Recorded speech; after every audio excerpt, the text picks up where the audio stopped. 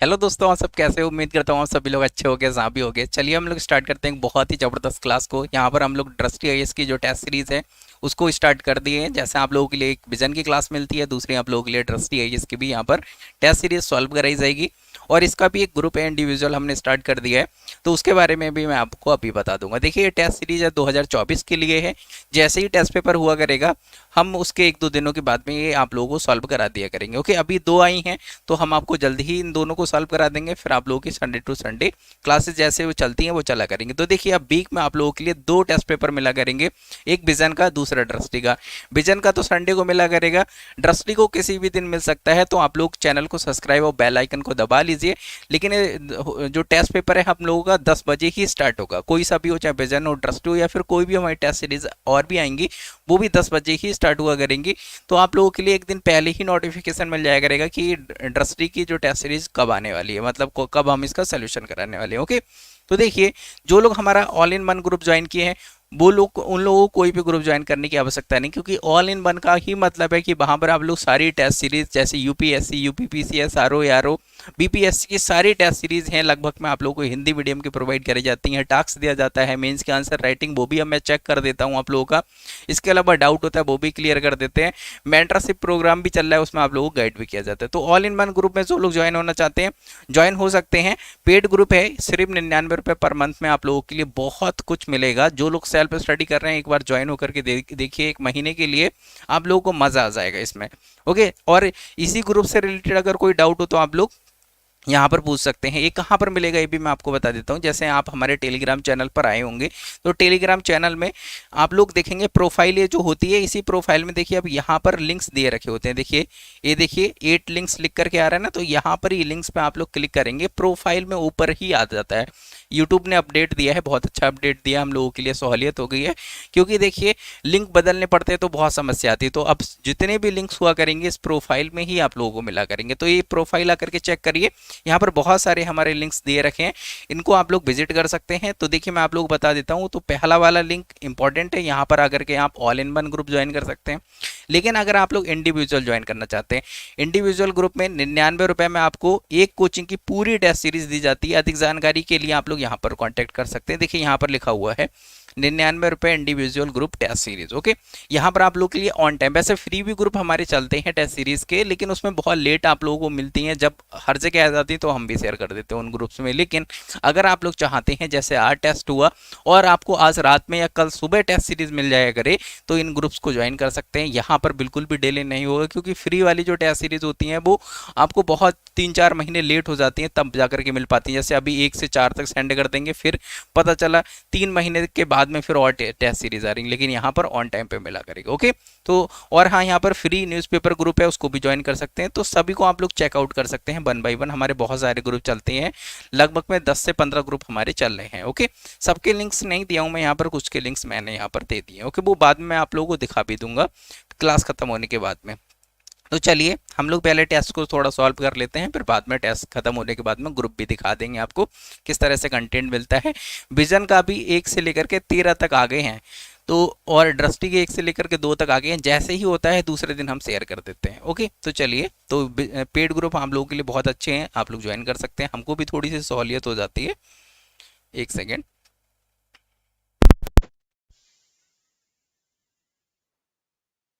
देख लेता हूँ रिकॉर्डिंग हो रही है ठीक। ओके, रिकॉर्डिंग एकदम ठीक हो रही है। देखिए, जो आपको ये टेस्ट सीरीज देखने को मिलेगी यहाँ पर, थोड़ी सी इसकी थिकनेस हम बढ़ा लेते हैं। देखिए, ये आप लोगों के लिए 2024 की देखने को मिलेगी टेस्ट सीरीज, और ये टेस्ट नंबर 1 है। देखिएगा, बहुत मज़ा आएगा। लेकिन ये मॉक टेस्ट था पहला, सभी के लिए फ्री ऑफ कॉस्ट था, इस वजह से इसमें मिक्स क्वेश्चन है। स्टार्टिंग में मिक्स क्वेश्चन मतलब थोड़े थोड़े सब क्वेश्चन, जैसे फुल टेस्ट सीरीज होता है उस तरह का आप एक तरह से समझ सकते हैं। आगे की टेस्ट सीरीज आएंगी वो सब्जेक्ट वाइज आएंगी, तो उनमें हम लोग सब्जेक्ट वाइज में अच्छे से आप लोगों को मैं एक्सप्लेन कर पाता हूं, क्योंकि यहाँ पर बहुत सारे क्वेश्चन होते हैं तो एकदम आपको चेंज करना पड़ता है, और कुछ ऐसी चीज़ें होती हैं बार बार समझानी पड़ती हैं। तो मैं मॉक टेस्ट में ज़्यादा समय नहीं लूँगा, और जो आगे के टेस्ट पेपर आएंगे तो आप लोग जानते हैं कि मैं टेस्ट पेपर कैसे सॉल्व कराता हूँ, एकदम धांसू तरीके से। तो बेसिक धांसू तरीके से आपके आगे के टेस्ट पेपर आया करेंगे। तो ये मॉक टेस्ट था, फिर भी हम लोग इसको छोड़ नहीं सकते, तो सॉल्व तो करना पड़ेगा। तो चलिए, हम सॉल्व कर लेते हैं। ओके, एक सेकेंड, ये अभी पूरा फुल स्क्रीन नहीं हुआ हमारा।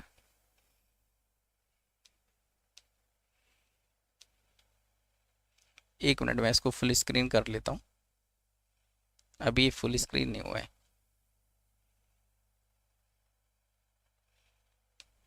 चलिए अब फुल स्क्रीन हो गया एकदम। चलिए पहला क्वेश्चन देखते हैं। यहाँ पर देखिए आपको हिंदी और इंग्लिश दृष्टि की जो टेस्ट सीरीज मैं आपको शेयर करता हूँ ग्रुप में, जो पेड ग्रुप है उसमें हिंदी और इंग्लिश दोनों की टेस्ट सीरीज, क्वेश्चन भी हिंदी और इंग्लिश में होंगे, एक्सप्लेनेशन भी हिंदी और इंग्लिश में मिलेगा, और जैसे ही टेस्ट पेपर होगा उसके दूसरे दिन आप लोगों को मिल जाया करेगा।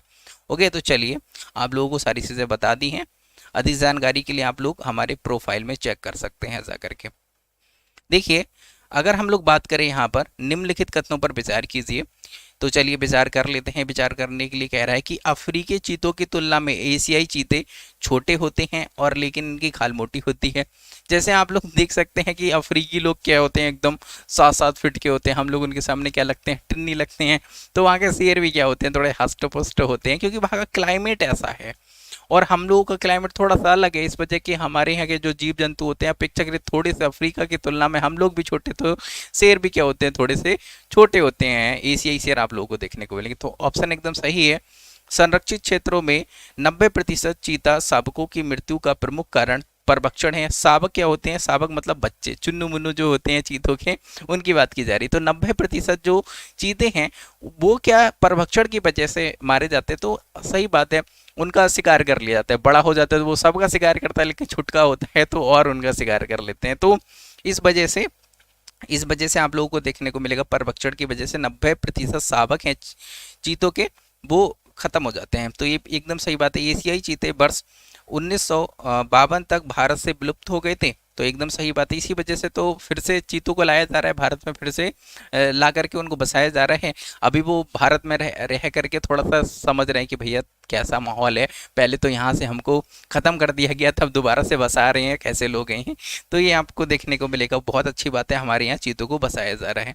ओके, अफ्रीकी चीतों को IUCN रेड लिस्ट में सुबेद के रूप में सूचीबद्ध किया गया है। देखिए अफ्रीकी चीते हैं तो अफ्रीकी चीतों की संख्या तो बहुत ज़्यादा है, तो इसीलिए उनको सुबेद में रखा गया है। लेकिन अगर हम एशियाई चीते की बात करें तो उन्हें अति संकटग्रस्त में रखा गया है और मैक्सिमम जगह से विलुप्त हो गए हैं। सिर्फ ईरान इनका प्राकृतिक आवास बचा है, जहां पर प्राकृतिक रूप में ईरान में जो एशियाई चीते हैं वो पाए जाते हैं। अफ्रीका में तो इनकी संख्या अभी काफ़ी अच्छी है, लेकिन अफ्रीका में हाथी, चीते और शेर इनका अवैध रूप से व्यापार के लिए इनको बहुत ज़्यादा मारा जाता है। इनकी स्किन के लिए, मतलब खाल के लिए, दांत के लिए, विभिन्न चीज़ों के लिए, हड्डियों के लिए मारा जाता है। तो ये चीज़ आप लोगों को देखने को मिलेगी। ये भी ऑप्शन क्या है, सही है, यानी कि चारों के चारों ऑप्शन सही हो गए, यानी कि सभी सही है, तो इसका क्या हो जाएगा, डी वाला सही हो जाएगा। चलिए हम लोग नेक्स्ट देखते हैं। नेक्स्ट क्वेश्चन है निम्नलिखित कथनों पर विचार कीजिए, तो चलिए विचार कर लेते हैं। कथन एक दिया रखा है, वन्य जीवों और वनस्पतियों की विलुप्त प्राय प्रजातियों में अंतरराष्ट्रीय व्यापार पर अभी समय के कोप-19 में भारत के शीशम को शामिल करने के परिशिष्ट 2 में शामिल किया गया था। देखिए जिन लोगों ने हमारी ज्योग्राफी की क्लास, इन्वायरमेंट की क्लासेस देखी होंगी, उसमें हम आपको बहुत अच्छे से सारी चीज़ें पढ़ाए हैं। आप लोग जा करके एक बार हमारी प्लेलिस्ट को विजिट करिएगा, आप 0 to हीरो बन जाएंगे। चाहे ज्योग्राफी आपको आता हो या ना आता हो, जीवन में आपने कभी सीखा ना हो, कभी आपको ज्योग्राफी से मतलब एक तरह से वो 36 का आंकड़ा, बीबी और एक पति के बीच में जो 36 का आंकड़ा होता है उस तरह का आंकड़ा होगा ना, तो वो भी क्या हो जाएगा, मोहब्बत वाला हो जाएगा। तो जाकर के एक बार देख लीजिए, मज़ा आ जाएगा आप लोगों के लिए। तो ये वाला शीशे को शामिल किया गया था, तो एकदम सही बात है। तो पहला कथन क्या है हमारा, सही है। परिशिष्ट, अगर हम बात करें परिशिष्ट 2 की, कथन 2 दिया रखा है यहाँ पर। परिशिष्ट 2 में एक पक्षकार के अनुरोध पर शामिल प्रजातियां शामिल हैं जो पूर्व से ही प्रजातियों के व्यापार को नियंत्रित कर रहा है तथा इन्हें अस्थिर या अभय शोषण को रोकने के लिए अन्य देशों के सहयोग की आवश्यकता है। तो आप लोगों को देखने को मिलेगा ये परिशिष्ट 2 नहीं, ये परिशिष्ट 3 में दिया रखा है। तो ये तो इस वजह से ऑप्शन क्या हो जाएगा, गलत हो जाएगा। तो कौन सा सही है, कथन 1 सही है, कथन 2 गलत है। इसमें कौन सा दिया रखा है, ये देखिए तीसरे नंबर पर दिया रखा है, ये कथन 1 सही है किंतु कथन 2 गलत है, यानी कि सी वाला हमारा ऑप्शन क्या हो जाएगा, सही हो जाएगा। ओके, हम लोग थोड़ा सा आगे बढ़ते हैं। देखिए हमने आपको बताया मॉक टेस्ट है, इसमें विभिन्न क्वेश्चन विभिन्न सब्जेक्टों के हैं, तो इस वजह से इसको हम सॉल्व करेंगे, आपको कुछ चीज़ें अच्छे से बता देंगे। लेकिन जब सब्जेक्ट वाइज आएगा तो हम आप लोगों के लिए पूरा सब्जेक्ट का रिवीजन करा दिया करेंगे, क्योंकि वहाँ पर कई सारी चीज़ें होती हैं जो रिपीटेड होती है तो बार बार नहीं बतानी पड़ती हैं। यहाँ पर क्या अगर बताने लगे तो लगभग में ये टेस्ट पेपर सॉल्व करने में 4.5 से 4.5 घंटा लग जाएगा, तो लेक्चर बहुत ज़्यादा लंबा हो जाएगा। ओके, अगर हम लोग बात करें निम्नलिखित कथनों पर विचार कीजिए, तो यहाँ पर निडेरियन जेलीफिश समुद्री एनिमोन प्रवाल सहित जलीय जीवों के एक समूह को संदर्भित करता है, तो एकदम सही बात आप लोगों को देखने को मिलेगी। इसके अलावा अगर हम बात करें सभी निडेरियन यौन प्रजनन में सक्षम होते हैं, तो देखिए ये सभी निडेरियन जो होते हैं वो यौन प्रजनन में सक्षम होते हैं। ये लैंगिक प्रकार का भी प्रजनन करते हैं, अलैंगिक प्रकार का भी प्रजनन करते हैं, यानी कि अकेले भी गुपचुप गुपचुप कर लेते हैं और दूसरों के साथ में भी गुपचुप गुपचुप कर लेते हैं, तो प्रजनन दोनों रूपों में ये सक्षम होते हैं, यानी कि आप लोगों को इतना ध्यान रखना है। ओके, कुछ चीज़ें हम मजाक में इसलिए बता देते हैं जिससे आपको पेपर के समय भी थोड़ी सी याद रहें। ओके, तो ये चीज़ आप लोगों को देखने को मिलेंगी।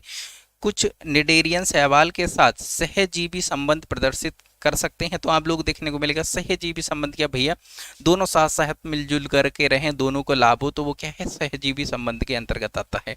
ओके, तो ये चीज़ आप लोगों को देखने को मिलेगा।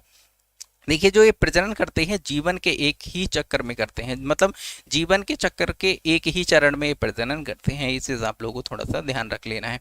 तो ये तीनों के तीनों ऑप्शन क्या हो जाएंगे, सही हो जाएंगे। कोई दिया रखे हैं सभी तीनों, तो देखिए सी वाला दिया रखा है, एकदम सही बात आप लोगों को देखने को मिलेगी। देखिए जो अगर हम बात करें निडेरियन की, तो लगभग में इनकी 9,000 से ज़्यादा, 9 के लिख देता हूँ शॉर्ट में, 9,000 से ज़्यादा इनकी विभिन्न प्रकार की प्रजातियाँ पाई जाती हैं जो समुद्रों में आप लोगों को देखने को मिलेंगी।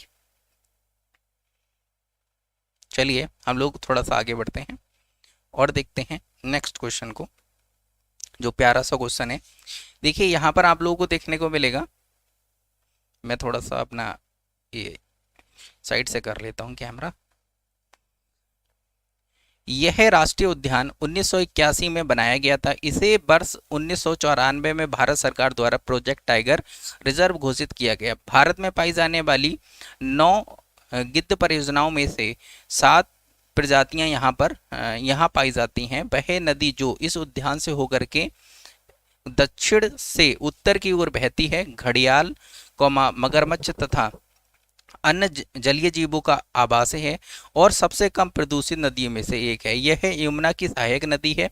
इस रिजर्व के भूभाग की विशेषता व्यापक पठार और घाटियां हैं। तो ये देखिए आप लोगों को ये जो इसमें घड़ियाल और मगरमच्छ पाए जाते हैं, और सबसे ज़्यादा स्वच्छ जो आप लोगों को देखने को मिलेगी, मतलब सबसे कम प्रदूषित जो नदी देखने को मिलेगी वो केन नदी देखने को मिलेगी।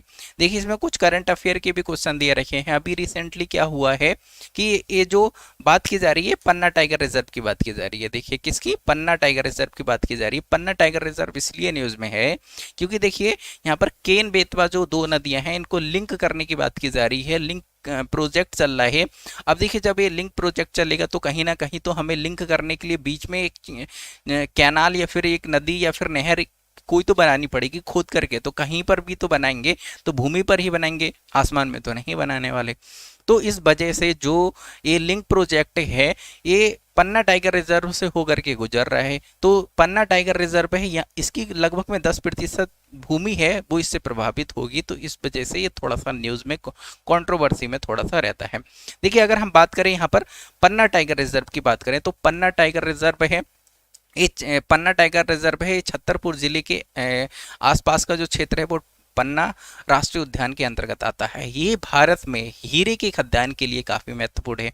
आपकी बीबी अभी कहेंगे हमको 9 लाख का हार चाहिए जिसमें हीरा जड़ा हुआ हो, तो हीरे वीरे हैं यहाँ से, भारत में हीरो का खनन यहाँ पर किया जाता है, तो इसलिए हीरो के लिए भी काफ़ी प्रसिद्ध देखने को मिलेगा। और साथ में 2020 में यहाँ पर MAB प्रोग्राम जो है उसमें भी शामिल किया गया था, यानी कि मैन एंड बायोस्फीयर प्रोग्राम जो स्टार्ट किया गया है उसके अंतर्गत भी इसको शामिल कर लिया गया है 2020 में, इसीलिए थोड़ा सा महत्वपूर्ण है। अब देखिए मैं यहाँ पर बताने लगा कि ये यूनेस्को के द्वारा यहाँ पर जो ये प्रोग्राम चलाया जा रहा है क्या है, तो यूनेस्को क्या है, तो बहुत लंबा लेक्चर हो जाएगा, इसीलिए मैंने आपको बताया था कि जो सब्जेक्ट आएगा तब मैं आप लोगों को सविस्तार में पढ़ाऊंगा। ओके, और केन बेतवा लिंक प्रोजेक्ट की वजह से यहाँ पर छोटा सा लिख देता हूँ मैं, केन बेतवा रिवर है, बेतवा रिवर है, इसके लिंक की वजह से देखिए यहाँ पर आप लोग देख सकते हैं केन बेतवा रिवर है, इसको लिंक किया जा रहा है, इस वजह से न्यूज में आ गया है। तो चलिए हम लोग थोड़ा सा आगे बढ़ते हैं।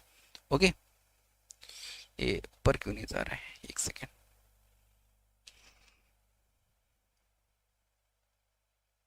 देखिए हम लोग अगर नेक्स्ट क्वेश्चन की बात करें तो निम्नलिखित कथनों पर विचार कीजिए। मॉन्ट्रियल प्रोटोकॉल में किगाली संशोधन का लक्ष्य वर्ष 2030 तक हाइड्रोफ्लोरोकार्बन के उपयोग को चरणबद्ध तरीके से कम करना तथा समाप्त करना है। तो आप लोगों को देखने को मिलेगा 2030 नहीं, आप लोगों के लिए देखने को मिलेगा 2047 देखने को मिलेगा, 2047 तक ये टारगेट रखा गया है। और मॉन्ट्रियल प्रोटोकॉल क्या है, तो ये ओजोन क्षरण से संबंधित आप लोगों को देखने को मिलेगा। पहले आप लोगों को देखने को मिलेगा बेना सम्मेलन होता है 1985 में होता है, फिर 1987 में मॉन्ट्रियल प्रोटोकॉल होता है। देखिए पहले जो बेना होता है, एक छोटा सा समरी बता देता हूँ। बेना जो होता है 1985 में बेना होता है, जिसमें कहा जाता है भाई हमारी ओजोन परत है वो, उसमें क्या हो रहा है, होल हो रहा है, छेद हो रहा है, उसका क्षरण हो रहा है। अब होल होने का मतलब ये तात्पर्य नहीं है कि ओजोन में कहीं पर छेद हो जा रहा है, आर पार देखेंगे तो छेद हो जाएगा, नहीं, उसकी थिकनेस कम हो जाना ही ओजोन होल कहलाता है।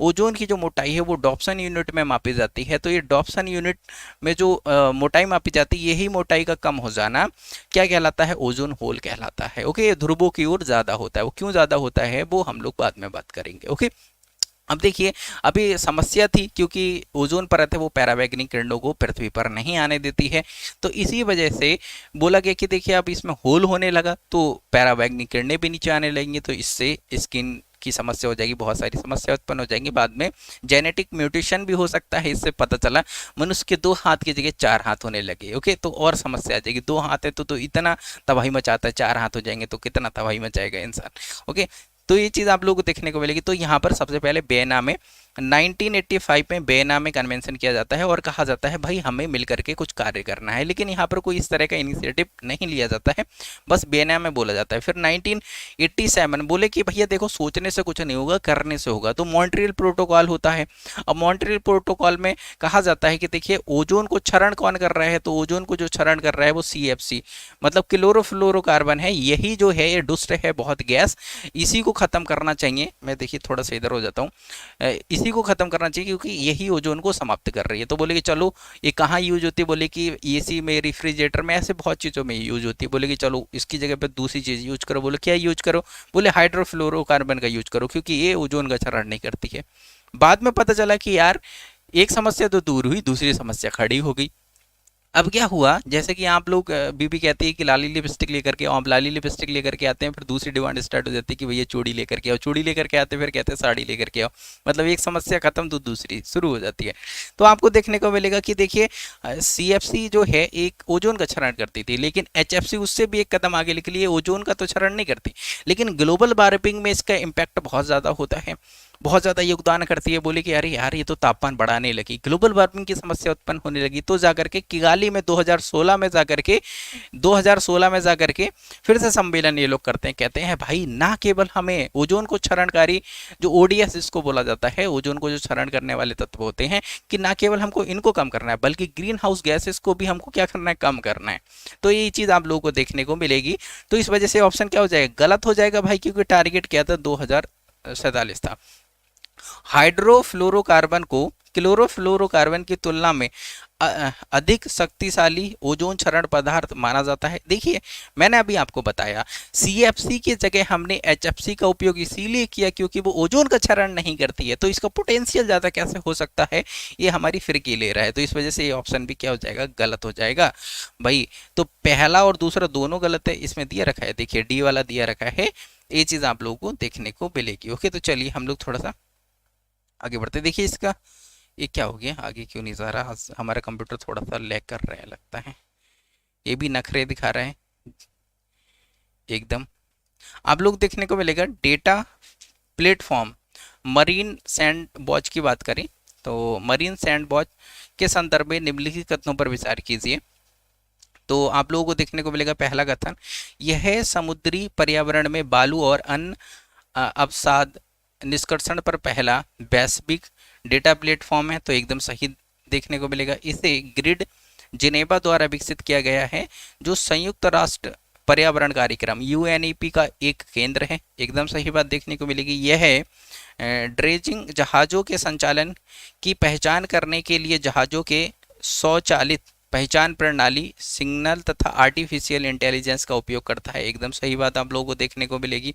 ओके, इसका अनुमान है कि समुद्री एवं तटीय पर्यावरण में प्रत्येक 50 से 100 अरब टन रेत और अन्य अवसादों का निष्कर्षण किया जाता है। नहीं, आप लोगों को देखने को मिलेगा लगभग में 4 से 8 बिलियन टन, मैं शॉर्ट में लिख देता हूँ, 4 से 8 बिलियन टन है वो रेत और बहुत सारे अवसादों का निष्कर्षण किया जाता है समुद्र से। ओके, और आप लोगों को देखने को मिलेगा इस रिपोर्ट में कहा गया है, देखिए आप लोगों को देखने को मिलेगा कि हम बहुत ही करीब पहुंच गए हैं कि देखिए एक पुनर्साइकिल चक्र जो होता है उसमें एक वर्ष में हम 4 से 8 बिलियन टन जो रेत है, बालू है और बहुत सारे अवसाद हैं उनका निष्कर्षण कर लेते हैं, निकाल लेते हैं। लेकिन जो प्रकृति रिसाइकिल करती मतलब पुनर्भरण करती है एक तरह से, तो वो पुनर्भरण जो आप लोगों को देखने को मिलेगा वो लगभग में 10 से 12 टन के करीब में, बिलियन टन के करीब में आप लोगों को 10 से 16 या फिर 12 ऐसे कुछ है, शायद 1 से 16 होगा, आप लोग एक बार क्रॉस चेक करिएगा। 10 से 16 बिलियन टन है वो, उसको क्या करती है, पुनर्भरण कर देती है। अब हम उसके बहुत करीब पहुंचने वाले हैं, जल्दी ही हम इसको भी क्या कर जाएंगे, क्रॉस कर जाएंगे। यानी कि जितना जितना रेत और सैंड आता है उससे ज़्यादा हम लोग क्या करने लगेंगे, निकालने लगेंगे। तो ये समस्या का कारण बन जाएगा, इसलिए चौथा क्या हो जाएगा, गलत हो जाएगा। देखिए जो ये आप लोगों को देखने को मिलेगा डेटा प्लेटफॉर्म है जो मरीन सैंड वॉच है, क्या करता है, हम विभिन्न रेत वेत और अवसादों का निष्कर्षण करते हैं क्योंकि हमें आवश्यकता पड़ती है उसकी, तो निष्कर्षण करते हैं, निकालते हैं।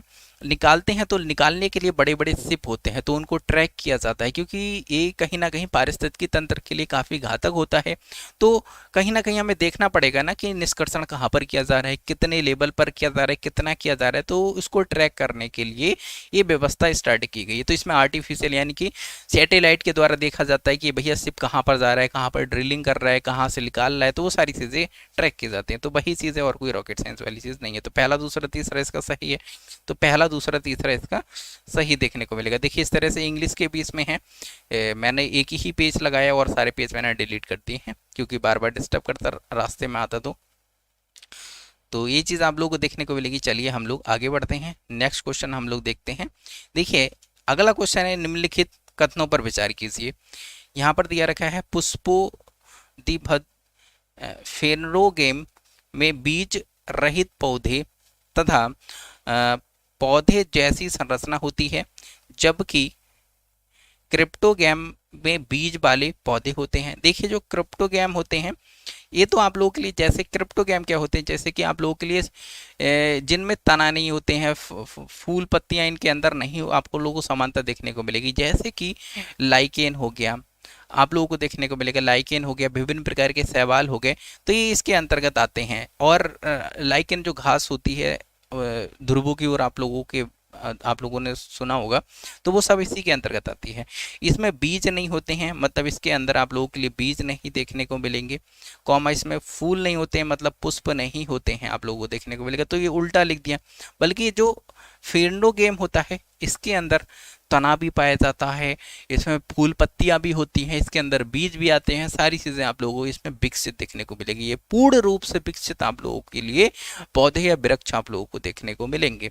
ओके, तो फेनरोगेम में एक विकसित संवहनी प्रणाली का अभाव होता है। तो अभी मैंने आपको बताया अभाव नहीं होता है, यहाँ पर संवहनी प्रणाली बहुत ही विकसित होती है। तो ये चीज़ आप लोग देखने को मिलेगी। जबकि क्रिप्टोगैम में एक सुविकसित संवहनी प्रणाली होती है, इनके अंदर सुविकसित संवहनी प्रणाली नहीं होती, इसी वजह से ये नम वाले क्षेत्रों में ज़्यादा पाए जाते हैं। ओके, जैसे कि लाइकेन हो गया, शैवाल हो गए और फर्न हो गए, तो ये कहाँ देखने को मिलेंगे? नम भूमि में आप लोगों को देखने को मिलेंगे। इस वजह से ऑप्शन क्या हो जाएगा? गलत हो जाएगा। भारत के पहले क्रिप्टोगैम गार्डन का उद्घाटन उत्तराखंड के देहरादून में किया गया। तो आप लोगों को देखने को मिलेगा कि देहरादून में अभी रिसेंटली इसका उद्घाटन किया गया है, जहां पर 50 से ज़्यादा प्रजातियों को शामिल किया गया है, मतलब रखा गया है वहां पर उस गार्डन में। ओके, ये चकराता शहर में आप लोगों को देखने को मिलेगा, उत्तराखंड के कहीं जगह नहीं है। देखिए यहाँ पर लिख देता हूं मैं, चकराता शहर, उत्तराखंड का चकराता शहर है, वहां पर इसको मतलब लगाया गया। तो ये चीज़ आप लोगों को थोड़ा सा ध्यान रख लेना है। ओके, चलिए हम लोग थोड़ा सा आगे बढ़ते हैं। तो इसका कौन सा सही होगा? तो तीसरा वाला सही है, तो केवल एक सही है। ओके, तो केवल एक सही है, यानी कि ए वाला क्या हो जाएगा? इसका सही हो जाएगा। तो चलिए हम लोग थोड़ा सा आगे बढ़ते हैं और नेक्स्ट देखते हैं। नेक्स्ट दिया रखा है कि 75 एंडेमिक बर्ड्स ऑफ इंडिया शीर्षक से एक प्रकाशन रिलीज किया गया था। तो ये आप लोगों को देखने को मिलेगा भारतीय प्रणाली ये क्या हो गया? भारतीय प्रणाली सर्वेक्षण द्वारा ये किया गया है, तो ये आप लोग ध्यान रखना है। इसमें बोला गया है, देखिए भारत के अंदर 5% जो पक्षियों की प्रजातियां हैं वो स्थानिक हैं, यानी कि वो भारत में ही देखने को मिलती हैं, मतलब स्थानिक आप लोगों को एक तरह से देखने को मिलेंगी। और ये 108वीं वर्षगांठ है, उसी पर ये मतलब एक रिपोर्ट रिलीज की गई थी। ओके, तो चलिए हम लोग आगे बढ़ते हैं, देखते हैं नेक्स्ट। निम्नलिखित पर विचार कीजिए। तो इसमें पूछ रहा है कि उपरोक्त में से कितने प्रदूषक राष्ट्रीय परिवेशी वायु गुणवत्ता मानकों के अंतर्गत आते हैं? तो देखिए आप लोगों को देखने को मिलेगा कि राष्ट्रीय परिवेशी गुणवत्ता मानक, इसका एक एक्ट भी आप लोगों को देखने को मिलेगा। एक्ट आया था 1981 में, जिसमें बोला गया था कि विभिन्न जो तत्व हैं वो इस मानक तक होने चाहिए, तभी वो वायु क्या है? स्वच्छ मानी जाएगी वो। और इसके अंतर्गत विभिन्न सिटीज जो हैं, शहर है, उनकी वायु गुणवत्ता को भी मापा जाता है। तो विभिन्न मानक आप लोगों को देखने को मिलेंगे, तो उसके लिए यहाँ पर एक एक्ट भी आया था। तो ये एक्ट आप लोगों को देखने को मिलेगा, राष्ट्रीय परिवेशी वायु गुणवत्ता अधिनियम 1981 आप लोगों को देखने को मिलेगा। अब देखिए इसके अंतर्गत किन किन गैसों को शामिल किया गया है। इसमें देखिए जैसे PM10 आप लोगों ने सुना होगा ना कि ठंड के मौसम, ठंड आने वाली है, तो ठंड के मौसम में आप लोग सुने होंगे कि दिल्ली में PM2.5 PM10 का स्तर बहुत बढ़ गया है, अब लोग मास्क लगा करके घूमने लगे हैं, तो उसको भी इसके अंतर्गत शामिल किया गया है। ओके, तो वो प्रदूषण वाली जो गैसेस हैं उनके अंतर्गत आती हैं। तो इसमें कौन कौन सी हैं? तो चलिए हम लोग देख लेते हैं। इसमें निकिल है, पायरीन है, तो यस है, नाइट्रोजन ऑक्साइड है, वो भी है, यस आप लोग देखने को मिलेगी। कार्बन डाइऑक्साइड इसमें शामिल नहीं की गई है, ये चीज़ आप लोग ध्यान रखना है। तो पहला, दूसरा और तीसरा, यानी कि 3 इसमें सही हैं, तो केवल 3 सही, यानी कि सी वाला क्या हो जाएगा? सही हो जाएगा। देखिए इस रिपोर्ट में बोला गया है लगभग में 131 सिटी हैं जो गैर प्राप्ति शहरों के अंतर्गत आती हैं। गैर प्राप्ति शहर कौन से हैं? गैर प्राप्ति शहर वे शहर हैं जो लगभग में 5 साल से अधिक हो गए हैं, लेकिन वो अभी तक वो मानक हासिल नहीं कर पाए, वहाँ की वायु गुणवत्ता है वो अभी तक सही नहीं हो पाई है, तो उन्हें गैर प्राप्ति वाली सिटी या फिर शहर के नाम से जाना जाता है। ओके, देखिए अगर हम बात करें कि इसमें कौन कौन सी अन्य गैसों को भी रखा गया है, जैसे देखिए आप लोगों को इसमें देखने को मिलेगा, मैं शॉर्ट में यहाँ पर लिख देता हूँ, जैसे कि PM10, PM2.5 भी आप लोगों को देखने को मिलेगा। इसके अलावा सल्फर डाइऑक्साइड हो गया, नाइट्रोजन डाइऑक्साइड हो गया, इसके अलावा कार्बन मोनोऑक्साइड हो गया। ओके, और आप लोगों को देखने को मिलेगा इसके अलावा जो ओजोन है वो भी शामिल किया गया है, सीसा है उसको भी शामिल किया गया है, किसको? सीसा को भी शामिल किया गया है, बेंजीन को भी शामिल किया गया है, आर्सेनिक को भी शामिल किया गया है, निकिल को भी शामिल किया गया है, तो उन सभी को इसमें शामिल किया गया है। तो ये चीज़ आप लोग थोड़ा सा ध्यान रख लीजिएगा। चलिए हम लोग थोड़ा सा आगे बढ़ते हैं। ओके, यहाँ पर देखिए रामसर स्थल दिए रखे हैं, इधर अब स्थिति दी रखी है। तो देखिए इधर चंद्रताल भूमि, तो चंद्रताल भूमि ये कहाँ है? ये उत्तराखंड में नहीं, ये हिमाचल प्रदेश में आप लोगों को देखने को मिलेगी। सूर सरोवर, तो सूर सरोवर कहाँ पर है? ये आप लोगों के लिए उत्तर प्रदेश में देखने को मिलेगी, सूर सरोवर आप लोगों के लिए देखने को मिलेगी। तो ये भी गलत हो गया, पहला भी गलत हो गया, यानी कि दोनों के दोनों गलत हो गए। देखिए अगर हम सूर सरोवर की बात करें तो आगरा, आगरा सिटी जो आप लोग को देखने को मिलेगी, तो आगरा हो गया, मथुरा हो गया, ये सूखा प्रभावित क्षेत्र में है। तो यहाँ पर सिटी के अंदर जल की आपूर्ति कैसे की जाए, तो जल की आपूर्ति करने के लिए यहाँ पर सूर सरोवर भी, दो तीन सरोवर यहाँ पर बनाए गए हैं, जिसमें से एक सूर सरोवर भी है। इसको बनाया गया है, यहाँ पर पानी को एकत्रित किया जाता है नदियों के द्वारा, वर्षा जल जो होता है, और साथ में नदियों के द्वारा भी जल ला करके कैनाल के माध्यम से इसमें स्टोर किया जाता है। फिर यहाँ से आगरा शहर के लिए गर्मियों के मौसम में पानी की सप्लाई की जाती है। ओके, तो ये चीज़ आप लोगों को देखने को मिलेगी। तो सूर सरोवर उत्तर प्रदेश में है, ना कि आंध्र प्रदेश में। यहाँ पर साक्य सागर, तो साक्य सागर उत्तर प्रदेश में है, साक्य सागर मध्य प्रदेश में आप लोगों को देखने को मिलेगा। देखिए ये जो माधवगढ़ माधवगढ़ राष्ट्रीय उद्यान देखने को मिलेगा, तो माधवगढ़ राष्ट्रीय उद्यान के भीतर ही साक्य सागर आप लोगों को देखने को मिलेगा। ओके, राष्ट्रीय उद्यान के अंदर ही ये है। आसू आसूपा झील, तो अंसुपा झील आप लोगों को देखने को मिलेगा कि ये कहाँ पर है, मध्य प्रदेश में, मध्य प्रदेश नहीं, ये उड़ीसा में आप लोगों को देखने को मिलेगी। ओके, तो ये क्या हो गई, गलत हो गई। ये देखिए आप लोगों के लिए गोखुर झील देखने को मिलेगी, गोखुर झील जिसको ऑक्सबोल लेक भी आप लोग जानते होंगे। नदियां जब एक तरह से लहराते हुए चलती हैं, कमर मटकाती हुई चलती हैं समझ लीजिए, तो उनका एक विसर्ग जो होता है वो उनसे कट करके अलग हो जाता है, क्योंकि जब नदियां चलती हैं तो वो कटान और निक्षेपण दोनों एक साथ करती हैं, जिस वजह से उनका एक जो सर्प होता है वो कट करके अलग हो जाता है, और वही एक झील के रूप में परिवर्तित हो जाता है। वही अंशुपा झील आप लोगों को देखने को मिलेगी। ओके, और देखिए जो साक्य झील है, ये मगरमच्छों के लिए और जलीय पक्षियों के लिए बहुत महत्वपूर्ण देखने को मिलेगी, जो मध्य प्रदेश में है। ओके, जो माधवगढ़ राष्ट्रीय उद्यान के अंदर है। तो इसमें कौन सही है, यानी कि कोई भी सही नहीं है, यानी कि इसका कौन सा हो जाएगा, डी वाला सही हो जाएगा। तो चलिए हम लोग थोड़ा सा आगे बढ़ते हैं।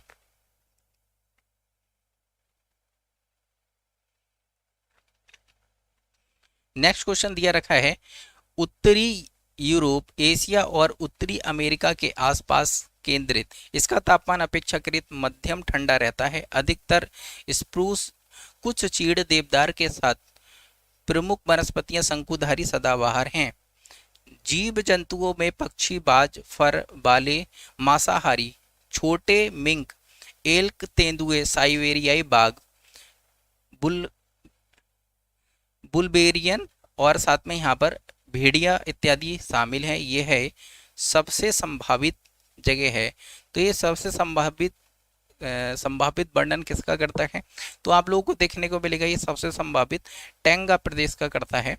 क्योंकि देखिए जो समाना प्रदेश है, तो समाना प्रदेश तो घास वाला क्षेत्र आप लोगों को देखने को मिलेगा, जहां पर घास, लंबी लंबी घास पाई जाती है।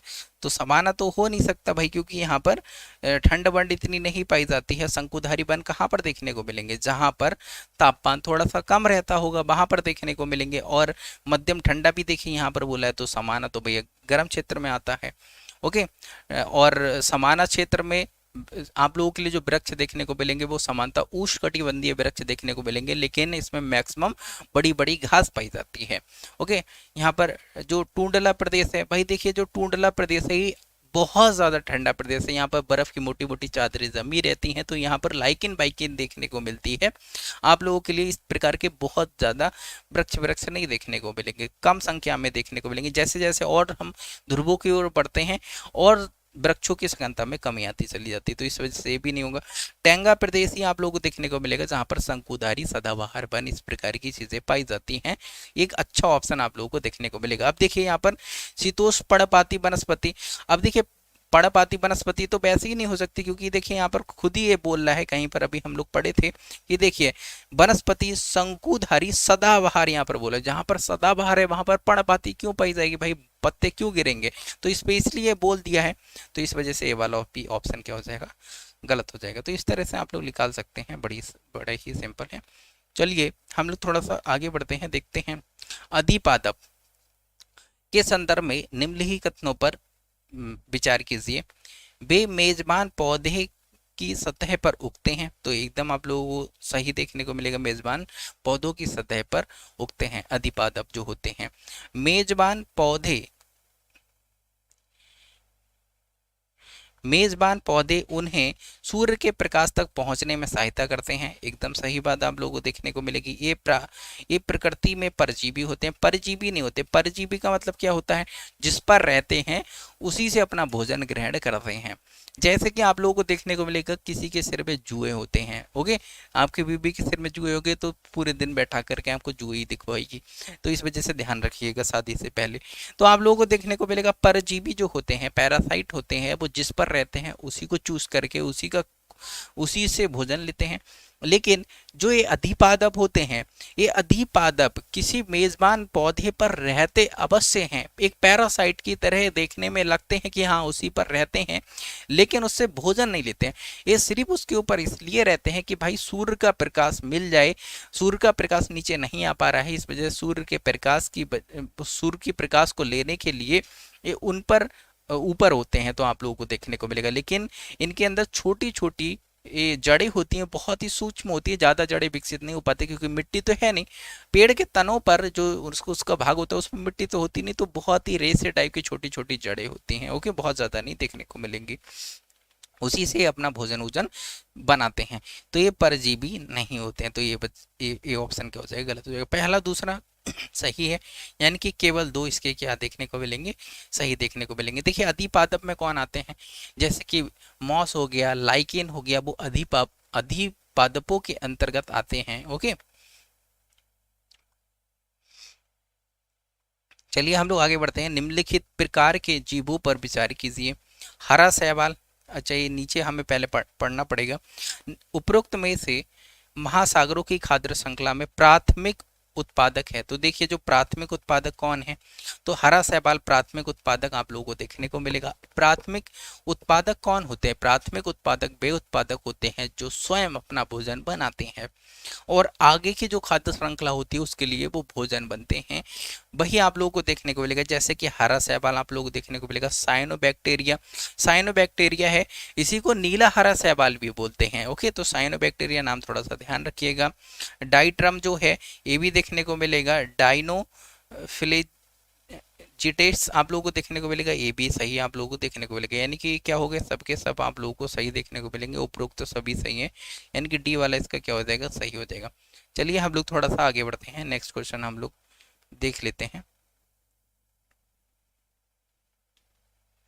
यहाँ पर हम लोग नेक्स्ट क्वेश्चन देखते हैं कि पर्यावरण अधिनियम 1986 के संदर्भ में निम्नलिखित कथनों पर विचार कीजिए। कथन एक जो आप लोगों को देखने को मिलेगा कि यह है, अधिनियम केंद्र सरकार को किसी भी उद्योग के संचालन, निषेध, बंद करने, विनियम के लिए निर्देश जारी करने के लिए अधिकृत करता है। तो आप लोगों को देखने को मिलेगा कि ये कहाँ चला गया, यहाँ पर एक ऑप्शन था, हाँ ये है, देखिए केंद्र सरकार और राज्य सरकार दोनों के लिए अधिकार देता है कि आप क्या कर सकते हैं, किसी उद्योग के संचालन, निषेध, बंद करने के लिए नियम कानून बना सकते हैं, ओके, रूल एंड रेगुलेशन बना सकते हैं, दोनों के लिए अधिकार देता है। यहाँ पर केंद्र सरकार प्लस आप लोगों के लिए जो स्टेट गवर्नमेंट आप लोगों को देखने को मिलेंगी, दोनों के लिए अधिकार देता है, एकदम सही बात है। इस अधिनियम में लॉक्स स्टैंडी के नियम को शिथिल कर दिया, तो आप लोगों को ये सही देखने को मिलेगा। देखिए इसमें क्या होता है, जो यहाँ पर लोकस स्टैंडली का जो यहाँ पर एक तरह से नियम क्या कहता है, जो पीड़ित व्यक्ति है वही न्यायालय जा सकता है, जो पीड़ित व्यक्ति है वही न्यायालय जा सकता है। लेकिन इसमें क्या होता है कि जो पीड़ित नहीं है वही भी न्यायालय जा सकता है। जैसे कि एक उद्योग है, वो आपके क्षेत्र में प्रदूषण फैला रहा है, आपके क्षेत्र में प्रदूषण फैला रहा है, और कोई व्यक्ति है वो उस स्थान पर नहीं रहता है, फिर भी वो कहता है कि यहाँ पर जो लोग रह रहे हैं उन लोगों को इस इंडस्ट्री, इस उद्योग की वजह से यहाँ पर जल प्रदूषण या फिर मृदा प्रदूषण या फिर वायु प्रदूषण की वजह से ये स्वास्थ्य समस्याएं उत्पन्न हो रही हैं, इस वजह से उद्योग है इसका संचालन है वो ठीक किया जाए या फिर इसको बंद किया जाए, तो दूसरा व्यक्ति भी जा सकता है। तो यही क्या है, यहाँ पर लोकस स्टैंडी का जो नियम है वो आप लोगों को देखने को मिलेगा, तो उसको शिथिल कर दिया, क्योंकि यहाँ पर तो कोई भी जा सकता है ना इस नियम की वजह से। ये कहाँ पर दिया गया था, आप लोगों को देखने को मिलेगा, MC मेहता, जो एमसी मेहता एक मामला आया था 1987 में, आप लोगों को देखने को मिलेगा। एमसी मेहता बनाम भारत संघ मामला आया था 1987 में। इसमें बोला गया था कि भाई जो पीड़ित व्यक्ति नहीं है वो भी जा सकता है। क्यों? क्योंकि इसमें वायु प्रदूषण जो है, मतलब स्वच्छ वायु है, वो मानव का मूल अधिकार है, ये बोला था। क्या बोला था इसमें? इसमें बोला था कि देखिए, स्वच्छ वायु में रहना, स्वच्छ वायु में रहना क्या है, एक फंडामेंटल राइट्स के अंतर्गत आता है, मूल अधिकार के अंतर्गत आता है। तो इस वजह से ये क्या हो गया, इम्पोर्टेंट हो गया। ओके, तो दोनों के दोनों क्या हैं, सही हैं। तो चलिए हम लोग आगे बढ़ते हैं, देखते हैं कौन सा है। तो ये दोनों के दोनों सही देखने को मिलेंगे, मतलब पहला और दूसरा दोनों सही हैं, लेकिन जो दूसरा है वो पहले की सही व्याख्या नहीं करता है। ओके, तो ये चीज़ आप लोगों को देखने को मिलेगी, क्योंकि देखिए ये इसकी व्याख्या कर रहा है, नहीं ये इसकी व्याख्या नहीं कर रहा है। देखिए इसकी व्याख्या कब करता, जब यहाँ पर दिया रखा होता कि एक व्यक्ति है वो जो पीड़ित नहीं है वो भी न्यायालय जा सकता है, तो ये क्या हो जाते, दोनों ऑप्शन सही हो जाते, और दूसरा वो पहले की क्या करता, व्याख्या भी करता। तो इस वजह से ये थोड़ा सा आप लोगों को ध्यान रख लेना है। चलिए हम लोग आगे बढ़ते हैं, देखते हैं महासागरीय अम्लीकरण के संदर्भ में निम्नलिखित कथनों पर विचार कीजिए। तो चलिए हम लोग देख लेते हैं। इसमें पहला इसमें दिया रखा है, यह महासागरों द्वारा कार्बन यौगिकों के अवशोषण के कारण महासागरों के पीएच में कमी आती है। तो ये आप लोगों को पीएच वैल्यू क्या हो जाती है, कम हो जाती है, आप लोगों को देखने को मिलेगा। ओके, यह कार्बोनेट आयनों की उपलब्धता को कम करता है। तो आप लोगों को देखने को मिलेगा कार्बोनेट जो आयंस होते हैं उनकी उपलब्धता को कम कर देता है, इसलिए कम कैल्सी भंजन होता है। तो ये एकदम सही बात आप लोगों को देखने को मिलेगी। कैल्सी भंजन क्या होता है, आप लोगों ने समुद्र में विभिन्न प्रकार के जीव देखे होंगे जिनके ऊपर एक स्ट्रॉन्ग टाइप का खोल चढ़ा रहता है। जैसे कभी सीप देखी है, कभी घोंगा देखा है, उसके ऊपर एक कठोर एक लेयर जमी रहती है, एकदम पत्थर टाइप की, जो आप लोगों को देखने को मिलेगी। वो किससे निर्मित होती है, समानता जो कार्बोनेट आयंस होते हैं उन्हीं से मिलकर, उन्हीं का उपयोग करके उसका निर्माण किया जाता है। अब जो जो कार्बोनेट आयंस हैं, इन्हीं की संख्या अगर कम होने लगी तो आप लोगों को देखने को मिलेगा उनकी खोल का निर्माण क्या होगा, कम होगा। इस वजह से वो जीव हैं कम सुरक्षित होंगे, और पर्यावरण पर्यावरण में जैसे ही थोड़ा सा प्रदूषण बढ़ेगा, कुछ बढ़ेगा, तो वो जल्दी से खत्म होने लगेंगे, आप लोगों को देखने को मिलेगा, क्योंकि उनका सुरक्षा कवच क्या हो जाएगा, कमजोर हो जाएगा। तो ये ऑप्शन क्या देखने को मिलेगा, सही देखने को मिलेगा। यह है सागरीय जल को समुद्री जीवों के लिए कम संरक्षक बनाता है, आप लोगों को देखने को मिलेगा। ओके, सॉरी संरक्षक नहीं है, संचारक है। ओके, संचारक आप लोगों को देखने को मिलेगा, कम संचारक बनाता है, एकदम सही, एकदम गलत बात है, कम संचारक नहीं बल्कि और ज़्यादा अधिक संचारक बना देते हैं। इस वजह से ऑप्शन क्या हो जाएगा, गलत हो जाएगा। संचारक का मतलब क्या है कि देखिए जो जलीय इस प्रकार के जीव है जिनके ऊपर खोल पाया जाता है, अब उनका क्या होगा, तेजी से और क्षरण होने लगेगा ना, उनको और ज़्यादा नुकसान पहुंचने लगेगा। ओके, उसकी दर क्या हो जाएगी, और ज़्यादा बढ़ जाएगी। इस वजह से ऑप्शन क्या हो जाएगा, गलत हो जाएगा, क्योंकि कम नहीं बल्कि आपको क्या देखने को मिलेगा, ज़्यादा संचारक बनाता है। ओके, यह केवल गहरे महासागरीय क्षेत्रों में होता है, आप लोगों को देखने को मिलेगा, नहीं ये केवल गहरे महासागरीय क्षेत्रों में नहीं होता है भैया, हर जगह आप लोगों को देखने को मिलेगा। पहला दूसरा दो सही हैं, तो केवल दो सही है, यानी कि बी वाला क्या हो जाएगा, इसका सही हो जाएगा। ओके, तो चलिए हम लोग आगे बढ़ते हैं, देखते हैं नेक्स्ट क्वेश्चन। भारतीय संविधान के अनुसार कौन सा अनुच्छेद विशेष रूप से नए केंद्र शासित प्रदेशों के निर्माण और मौजूदा केंद्र शासित प्रदेशों के क्षेत्र सीमाओं या नामों के परिवर्तन से संबंधित है?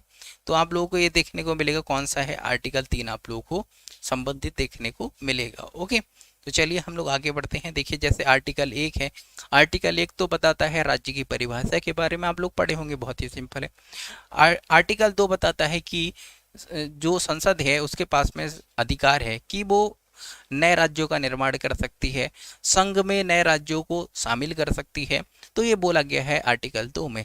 और आर्टिकल 3 बोलता है कि देखिए जो राज्य हैं उनके सीमा में परिवर्तन कर सकता है, साथ में उनके नाम में परिवर्तन कर सकता है, ये आर्टिकल 3 में बोला गया है। और आर्टिकल 4 बोलता है कि 3 और 4 के अंतर्गत भैया जो किया जाएगा वो संविधान संशोधन के अंतर्गत नहीं आता है, लेकिन इसमें भारत की सीमा, भारत के क्षेत्र को विदेशों को हस्तांतरित करना शामिल नहीं है।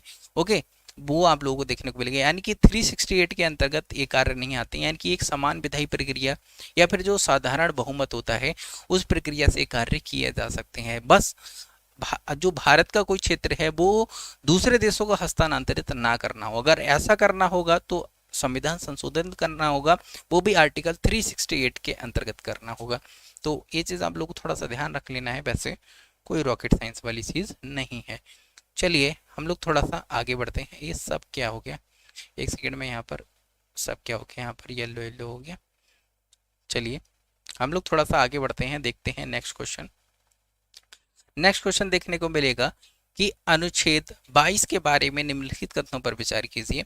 दंडात्मक हिरासत के मामले में गिरफ्तार व्यक्ति को गिरफ्तारी के आधार के विषय में सूचना प्राप्त करने का अधिकार है। तो आप लोगों को देखने को मिलेगा एकदम सही है। देखिए दंडात्मक हिरासत एक होती है न्यायिक हिरासत, दूसरा होता है दंडात्मक हिरासत होती है आप लोगों तो, और एक निवारक नजरबंदी भी आप लोगों को देखने को मिलेगा। अभी इसमें दिया भी रखा है, देखिए दूसरा पॉइंट, अभी हम लोग इस पर बात करेंगे।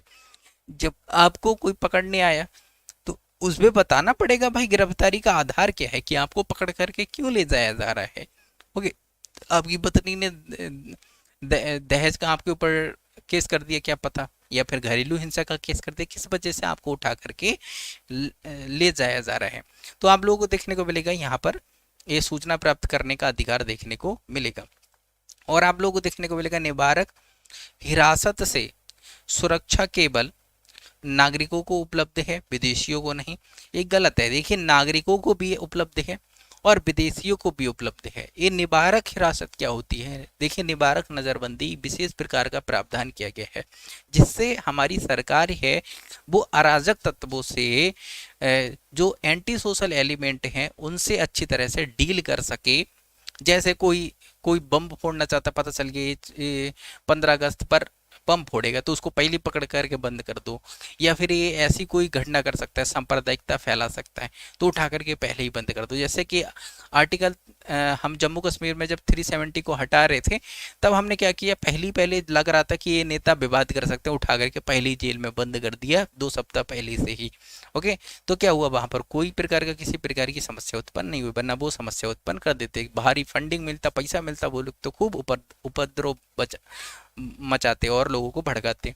आप लोगों को देखने को मिलेगा निवारक हिरासत, कानून के तहत किसी भी व्यक्ति की हिरासत किसी भी परिस्थिति में 3 माह से अधिक नहीं हो सकती। देखिए ये बोला है किसी भी स्थिति में 3 माह से अधिक नहीं हो सकती, भाई 3 माह से अधिक हो सकती है। 3 माह के बाद एक एडवाइजरी बोर्ड का गठन किया जाता है। उस एडवाइजरी बोर्ड के जो मेंबर होते हैं वो अगर कहेंगे कि हाँ 3 माह से आगे बढ़ाना ठीक है तो बढ़ाया जाएगा, अन्यथा नहीं बढ़ाया जाएगा। ओके, तो इस वजह से ऑप्शन क्या हो जाएगा, गलत हो जाएगा। ओके, क्योंकि 3 महीने से ज़्यादा भी बढ़ाया जा सकता है। निवारक हिरासत क्या होती है, निवारक हिरासत होती है कि जो कानून के द्वारा वर्णित प्रक्रिया है उसके बिना किसी व्यक्ति को गिरफ्तार किया जाता है, यानी कि उस समान नियम को फॉलो नहीं किया जाता है, उसी को बोलते हैं निवारक हिरासत बोलते हैं। समान तौर पर अगर किसी को हिरासत में लिया जाता है उसको 24 घंटे के अंदर जो निकटतम न्यायालय होता है उसके समक्ष उसको प्रस्तुत करना होता है। अगर उससे अधिक समय हो जाता है तो व्यक्ति अपना फंडामेंटल राइट्स रखता है कि उसे अब छोड़ दिया जाए। ओके, तो ये चीज़ आप लोग देखने को मिलेगी अगर न्यायालय के सामने पेश नहीं किया जाता है। राज्य विधायिका के पास अधिकतम अवधि निर्धारित करने का अधिकार है। इसके लिए किसी व्यक्ति को निवारक हिरासत के तहत गिरफ्तार किया जा सकता है, आप लोगों को देखने को मिलेगा नहीं, आप लोगों को ऐसा नहीं देखने को मिलेगा। ओके, तो ये चीज़ है। तो कौन सा सही है आप लोगों को देखने को मिलेगा, केवल पहला सही है, तो इसमें दिया रखा है, देखिए पहला केवल दिया रखा है। ओके, ये देखिए जो गिरफ्तारी से जो सुरक्षा देता है वो कौन सा आर्टिकल देता है, आर्टिकल 22 आप लोगों को देखने को मिलेगा। और इसमें जो निवारक हिरासत है इसके बारे में भी बताया गया है। ओके, तो चलिए हम लोग आगे देखते हैं। मूल कर्तव्य के संदर्भ में निम्नलिखित कथनों पर विचार कीजिए। तो चलिए हम लोग विचार कर लेते हैं। यहाँ पर 6 से 14 वर्ष की आयु के बीच अपने बच्चों को शिक्षा के अवसर प्रदान करना 42 में संविधान संशोधन अधिनियम के माध्यम से अधिनियमित कर्तव्यों की मूल सूची का हिस्सा रहा है? नहीं, आप लोगों को देखने को मिलेगा। देखिए भैया, इसको तो बाद में जोड़ा गया था, 86वां संविधान संशोधन 2002 किया गया था, उसके माध्यम से इसको जोड़ा गया था। 86वां कॉन्स्टिट्यूशनल अमेंडमेंट किया गया था, उसके माध्यम से जोड़ा गया था भाई शिक्षा शिक्षा के मूल कर्तव्य के रूप में शिक्षा को। तो आप लोगों को देखने को मिलेगा। इसके अलावा देश की रक्षा करना और आवश्यकता पड़ने पर राष्ट्र सेवा प्रदान करना मूल कर्तव्यों के अंतर्गत शामिल नहीं है। भाई ये तो शामिल आप लोगों को देखने को मिलेगा। हमारा मूल कर्तव्य नंबर डी जो कहता है यही बात कहता है। तो ये वाला ऑप्शन क्या हो जाएगा? गलत हो जाएगा, क्योंकि ये शामिल है हमारे मूल कर्तव्यों के अंदर। ओके, इसके अलावा यहाँ पर संविधान न्यायालय द्वारा उनके सीधे प्रवर्तन का प्रावधान नहीं करता है। आप लोगों को सही देखने को मिलेगा भाई। पर जो हमारी फंडामेंटल ड्यूटी हैं उनके प्रवर्तन का सीधे प्रावधान किया है? नहीं किया, आप लोगों ने देखने को मिलेगा। ओके, तो ये सही है, यानी कि कौन सा सही? केवल तीसरा वाला क्या है? सही देखने को मिलेगा। केवल एक सही है, यानी कि डी वाला क्या हो गया? सही हो गया। तो चलिए हम लोग थोड़ा सा आगे बढ़ते हैं और देखते हैं नेक्स्ट क्वेश्चन को। यहाँ पर नेक्स्ट क्वेश्चन जो दिया रखा है कि केंद्रीय, एक सेकेंड, ये क्या हो गया इसको, आप लोग देखने को मिलेगा कि केंद्रीय मंत्रिपरिषद के संदर्भ में निम्नलिखित कथनों पर विचार कीजिए। तो चलिए हम लोग विचार कर लेते हैं कि मंत्रिपरिषद में मंत्रियों की कुल संख्या लोकसभा की कुल सदस्य संख्या के 10 से 15% के बीच होनी चाहिए। 10 से 15% के बीच नहीं। आप लोगों को देखने को मिलेगा कि हमारे मैक्सिमम लिमिट को बताया है, मिनिमम लिमिट को नहीं बताया कि मिनिमम लोग 12 रहेंगे, 1 रहेंगे, 2 रहेंगे, 10 रहेंगे, 15 रहेंगे, 42 रहेंगे, कुछ नहीं बताया।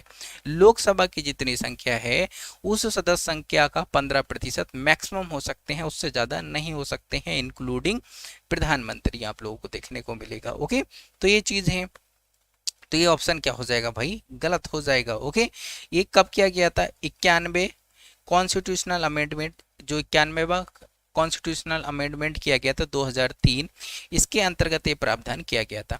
लेकिन अगर हम वहीं बात करें जो विधानसभाएं होती हैं, तो विधानसभाओं में बोला गया मैक्सिमम कैटेगरी 15%, वहां भी देखने को मिलेगी, लेकिन वहां पर मिनिमम भी बोला गया कि मिनिमम 12 लोग होने चाहिए, क्योंकि विधानसभाएं किसी किसी राज्य में बहुत छोटी हैं। तो बहुत छोटी हैं, तो मंत्री परिषद का जो राज्य की जो मंत्री परिषद होगी वो बहुत ज़्यादा छोटी हो जाएगी।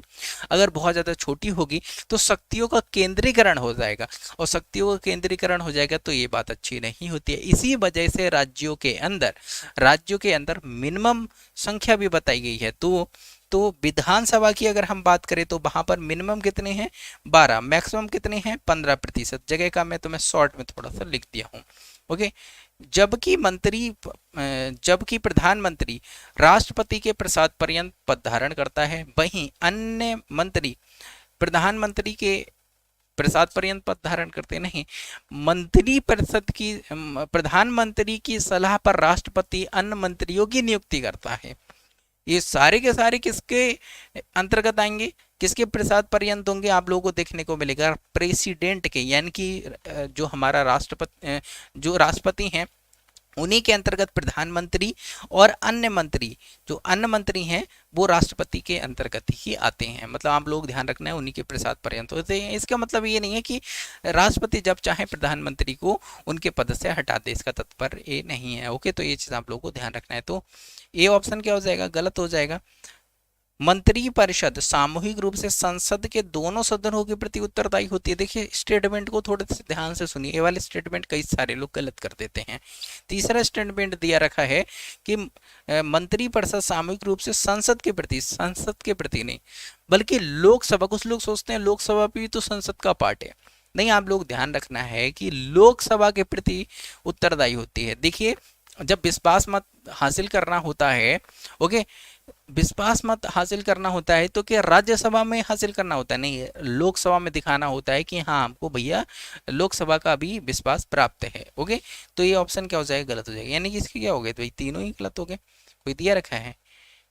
केवल 1 2 3 ये दिया रखा है, डी वाला इसमें से कोई नहीं आप लोगों को देखने को मिलेगा। चलिए हम लोग आगे बढ़ते हैं, नेक्स्ट देखते हैं, युग्मों पर विचार कीजिए। चलिए कर लेते हैं। यहाँ पर मंत्रिमंडल समिति दे रखी है, इधर अध्यक्ष दिए रखे हैं।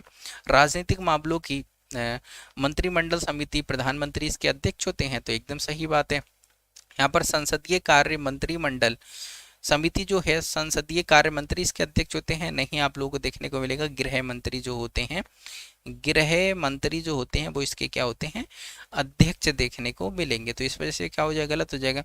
सुरक्षा पर मंत्रिमंडल समिति, तो रक्षा मंत्री होते हैं भैया, देखिए इसमें परमाणु उर्माणु बहुत चीजें शामिल होती हैं, तो इस वजह से इसकी अध्यक्षता कौन करेंगे भैया, पीएम करेंगे। ओके, तो ये सारी चीजें, किसी के ऊपर परमाणु बम से हमला कर दिया, पता चला अकेले रक्षा ही मंत्री कर दिया, तो गड़बड़ हो जाएगा ना, तो पीएम को रहना पड़ेगा। ओके, तो इस वजह से आप लोग को ध्यान रखना है। तीसरा भी क्या हो जाएगा, गलत हो जाएगा। आर्थिक मामलों की मंत्रिमंडल समिति, ये भी क्या है, गलत है, क्योंकि इसकी अध्यक्षता भी पीएम ही करते हैं। तो पहला सही है, केवल एक युग में सही। कितने युग में सही है, केवल एक युग में सही है।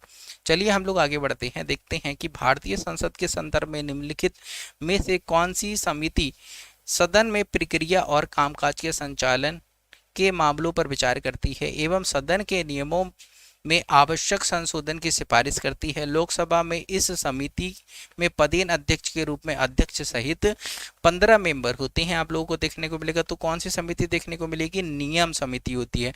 राज्यसभा में भी नियम समिति होती है, राज्यसभा में 16 मेंबर होते हैं, ये चीज आप लोगों को ध्यान रखना है। ओके, तो 21 में का क्या होगा, डी होगा। तो चलिए हम लोग थोड़ा सा आगे बढ़ते हैं और नेक्स्ट देखते हैं।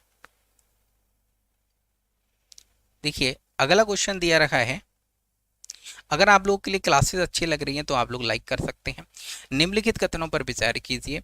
भारत के संविधान में सर्वोच्च न्यायालय के न्यायाधीश के रूप में नियुक्ति के लिए न्यूनतम आयु निर्धारित की है। तो आप लोगों को देखने को मिलेगा कि हमारे संविधान ने भाई ये नहीं बताया है कि हाई कोर्ट और सुप्रीम कोर्ट के जो न्यायाधीश हैं वो नियुक्त होने के लिए मिनिमम एज क्या होगी, मैक्सिमम एज तो बताइए।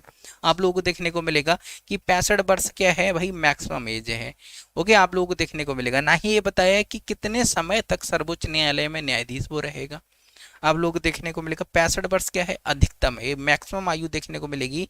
यानी कि ये नहीं बताया कि वो व्यक्ति 25 साल का होना चाहिए, 30 साल का होना चाहिए, 35 साल का होना चाहिए, 45 साल का होना चाहिए, ये नहीं बताया गया है। ओके, लेकिन समानता जब सुप्रीम कोर्ट में न्यायाधीश कोई बनता है तो उसकी आयु है वो क्या होती है, वो सब बुजुर्ग लोग देखने को मिलेंगे। ऐसा नहीं कोई जवान जवान 25 साल का, 20 साल का, 21 साल का, ऐसा कोई भी नहीं देखने को मिलेगा। सब क्या होते हैं, बहुत बुजुर्ग होते हैं, उनको बहुत कम समय मिल पाता है कि वहां पर जाकर के सेवा देने का। ओके, तो संविधान ने सर्वोच्च न्यायालय के न्यायाधीशों का कार्यकाल निश्चित किया है। तो मैं अभी आप लोगों को बताया कि कार्यकाल कोई निश्चित नहीं है, वो कितने साल तक रहेंगे, मैक्सिमम एज सिर्फ बता दी है भैया 65 वर्ष, और कुछ नहीं बताया कि 5 साल का कार्यकाल होगा, 15 साल का कार्यकाल होगा, 20 साल का कार्यकाल होगा, ऐसा कुछ भी नहीं है। कौन से सही नहीं है, तो इसमें आप लोगों को देखने को मिलेगा कि दोनों सही नहीं आप लोगों को देखने को मिलेंगे। ओके, तो चलिए हम लोग थोड़ा सा आगे बढ़ते हैं। देखिए इसमें क्या है ना, यहाँ पर आप लोग देखने को मिलेगा उपरोक्त कथनों में से कौन सा या से सही नहीं है। तो आप लोगों को देखने को मिलेगा पहला दूसरा दोनों सही नहीं है। तो अगर ये ऐसा होगा तो सी वाला सही है। लेकिन अगर आप लोगों को देखने को मिलेगा यहाँ पर एक क्वेश्चन में मुझे ध्यान नहीं यही वाला क्वेश्चन या दूसरा क्वेश्चन है, एक क्वेश्चन में मिसप्रिंट कर दी थी कि यहाँ पर जैसे ये लिखना था केवल 1, केवल 2, केवल 3, इस तरह से लिखना था, वो कहीं पर इस तरह से लिख दिए थे। तो देखिए आप लोगों को देखने को मिलेगा वैसे तो दोनों कथन गलत हैं, लेकिन अगर इसमें वैसे कथन वाला टाइप का अगर दिया रखा है, क्योंकि एक में मिसप्रिंट है, पता नहीं इसी में है किस में, तो आप लोग देख लीजिए, वैसे सी वाला भी सही हो जाएगा अगर हम वैसे देखें तो।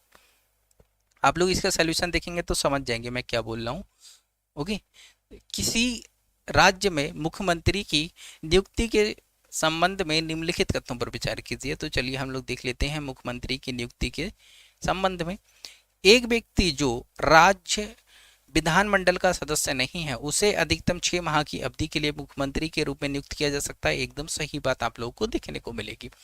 अगर कोई व्यक्ति है वो विधानमंडल का मेंबर नहीं है तो भी क्या किया जा सकता है, उसको 6 माह के लिए बनाया जा सकता है, सीएम बनाया जा सकता है। भैया मुख्यमंत्री बन जाओ तुम, कोई समस्या वाली बात नहीं है। 6 माह के अंदर आपको सदस्यता ले लेनी है विधानमंडल की। ओके, इस अवधि में उसे राज्य विधानसभा के लिए निर्वाचित होना पड़ेगा, अन्यथा वह मुख्यमंत्री नहीं रहेगा। तो आप लोगों को देखने को मिलेगा कि देखिए यहाँ पर राज्य विधानसभा नहीं, आप लोगों को देखने को मिलेगा विधान मंडल होगा, क्योंकि वो अगर द्विसदनीय व्यवस्था है कहीं पर तो विधान परिषद और विधानसभा दोनों में से किसी की भी सदस्यता ले सकता है, जरूरी नहीं केवल राज्य विधानसभा हो। इस वजह से ऑप्शन क्या हो जाएगा भैया, गलत हो जाएगा। तो पहला कथन सही है, दूसरा गलत है। तो सी वाला दिया रखा है, पहला सही है, दूसरा गलत आप लोगों को देखने को मिलेगा। समझ गए आप लोग? ओके। अब वही लोग नहीं समझ पाएंगे जो पॉलिटी ठीक से नहीं पढ़े होंगे, वैसे तो बहुत सरल था।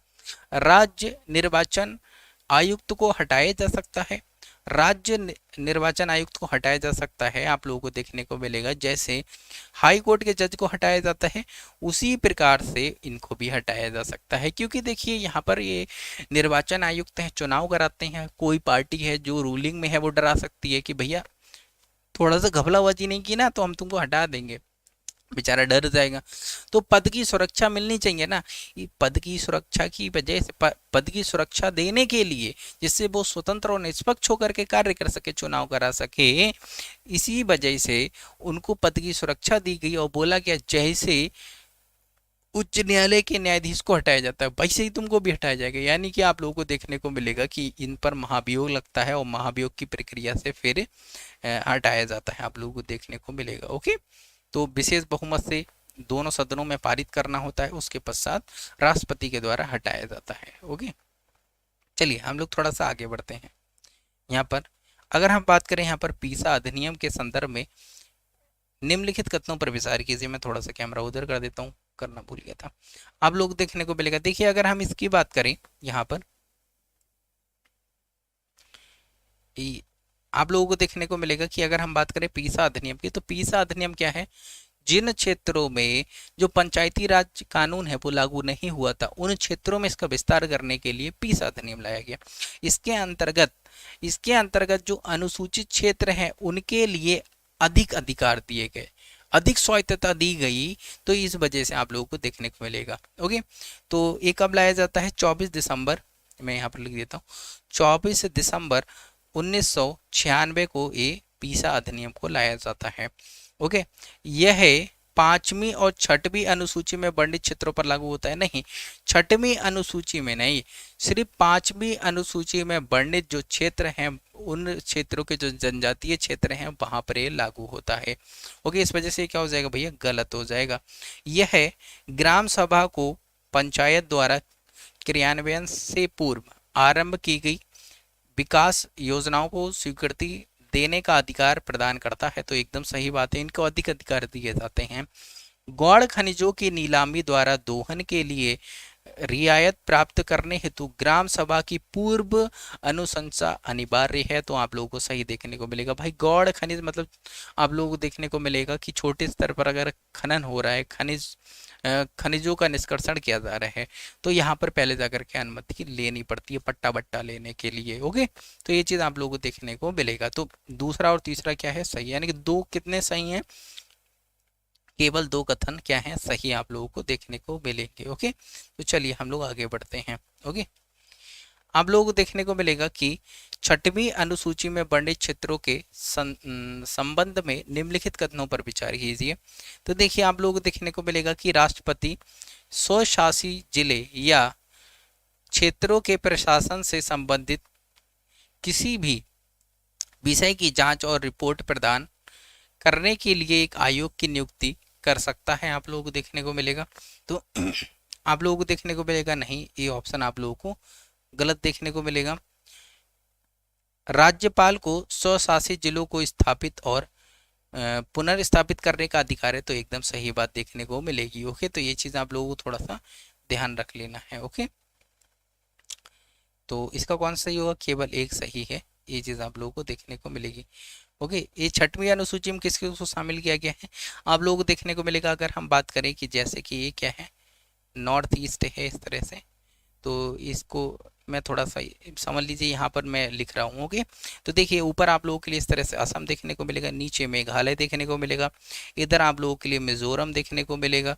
ओके, और मिजोरम के साथ में आप लोगों को त्रिपुरा, मैं यहाँ पर लिख देता हूँ त्रिपुरा, आप लोगों को देखने को मिलेगा। ये 4 राज्य हैं नॉर्थ ईस्ट के, उनको शामिल किया गया है। ओके, तो ये थोड़ा सा आप लोगों को मैप में देखिएगा जाकर के लोकेशन आप लोग अच्छे से समझ जाएंगे। तो चलिए हम लोग नेक्स्ट क्वेश्चन की ओर आगे बढ़ते हैं। देखते हैं भारतीय संविधान की एकात्मक विशेषताओं के संदर्भ में निम्नलिखित कथनों पर विचार कीजिए। देखिए एकात्मक विशेषताओं की बात क्या है, मतलब एकात्मकता आप लोगों को देखने को मिलेगा कि हमारा संविधान या हमारा देश है, हमारा संविधान संघीय होने के बावजूद भी ऐसे प्रावधान है कि उसमें एकात्मकता झलकती है। जैसे कि आप लोगों को देखने को मिलेगी एकात्मकता की भावना उसमें देखने को मिलेगी। जैसे एकल संविधान, संघीय व्यवस्था जहां पर होती है, जैसे कि अमेरिका, वहां पर दो संविधान होते हैं, राज्यों का अपना अलग संविधान होता है, केंद्र का अपना क्या होता है, एक अलग संविधान होता है। तो यहाँ पर क्या है, भारत के अंदर संघीय व्यवस्था है, फिर भी आप लोगों को देखने को मिलेगा एकल संविधान देखने को मिलेगा, एकीकृत न्यायपालिका देखने को मिलेगी, एक हायरार्की देखने को मिलेगी, सुप्रीम कोर्ट, सुप्रीम कोर्ट के बाद हाई कोर्ट, हाई कोर्ट के बाद में जो अधीनस्थ न्यायालय होते हैं वो, जैसे कि जिला कोर्ट हो गया, जिला कोर्ट के बाद में आप लोगों के लिए सेशन कोर्ट देखने को मिलेंगे, सिविल कोर्ट देखने को मिलेंगे, सेशन कोर्ट में क्लास फर्स्ट क्लास सेकंड के कोर्ट देखने को मिलेंगे। तो एक हायरार्की आप लोगों को देखने को मिलेगी। राज्यपाल की नियुक्ति, तो राज्यपाल की नियुक्ति किसके द्वारा की जाती है, केंद्र के द्वारा, और राज्यपाल क्या होता है, राज्य का हेड होता है, राज्य का मतलब प्रांत का हेड होता है, आप लोगों को देखने को मिलेगा, और उसकी नियुक्ति किसके द्वारा की जा रही है, केंद्र के द्वारा। तो कहीं ना कहीं केंद्र के द्वारा कंट्रोल भी किया जाएगा थोड़ा बहुत, लेकिन ऐसा नहीं है। राज्यपाल का पद है वो संवैधानिक रूप से क्या है, एक स्वतंत्र पद देखने को मिलेगा। ओके, ये चीज आप लोग ध्यान रखिएगा। तो राज्यपाल की नियुक्ति भी है, वो भी एकात्मक व्यवस्था को ही दर्शाती है। अखिल भारतीय सेवाएं, केंद्र के द्वारा आप लोग आईएएस, आईपीएस, आईएफएस बन करके जाएंगे, ये अखिल भारतीय सेवाओं के अंतर्गत आती हैं। आईएफएस, ये 3 सेवाएं हैं जो अखिल भारतीय सेवाओं के अंतर्गत काउंट की जाती हैं। आईएएस जो आप लोग सपना देखते हैं, दूसरा आईपीएस, कुछ लोग इसका भी सपना देखते हैं क्योंकि आईपीएस कुछ लोगों की मेरिट बहुत हाई होने के बावजूद भी वो आईपीएस को चूज करते हैं। इसके अलावा आईएफएस, ये फॉरेन सर्विस है, फॉरेन सर्विस वाला नहीं है। इन 3 सेवाओं को अखिल भारतीय सेवाओं के अंतर्गत बोला जाता है।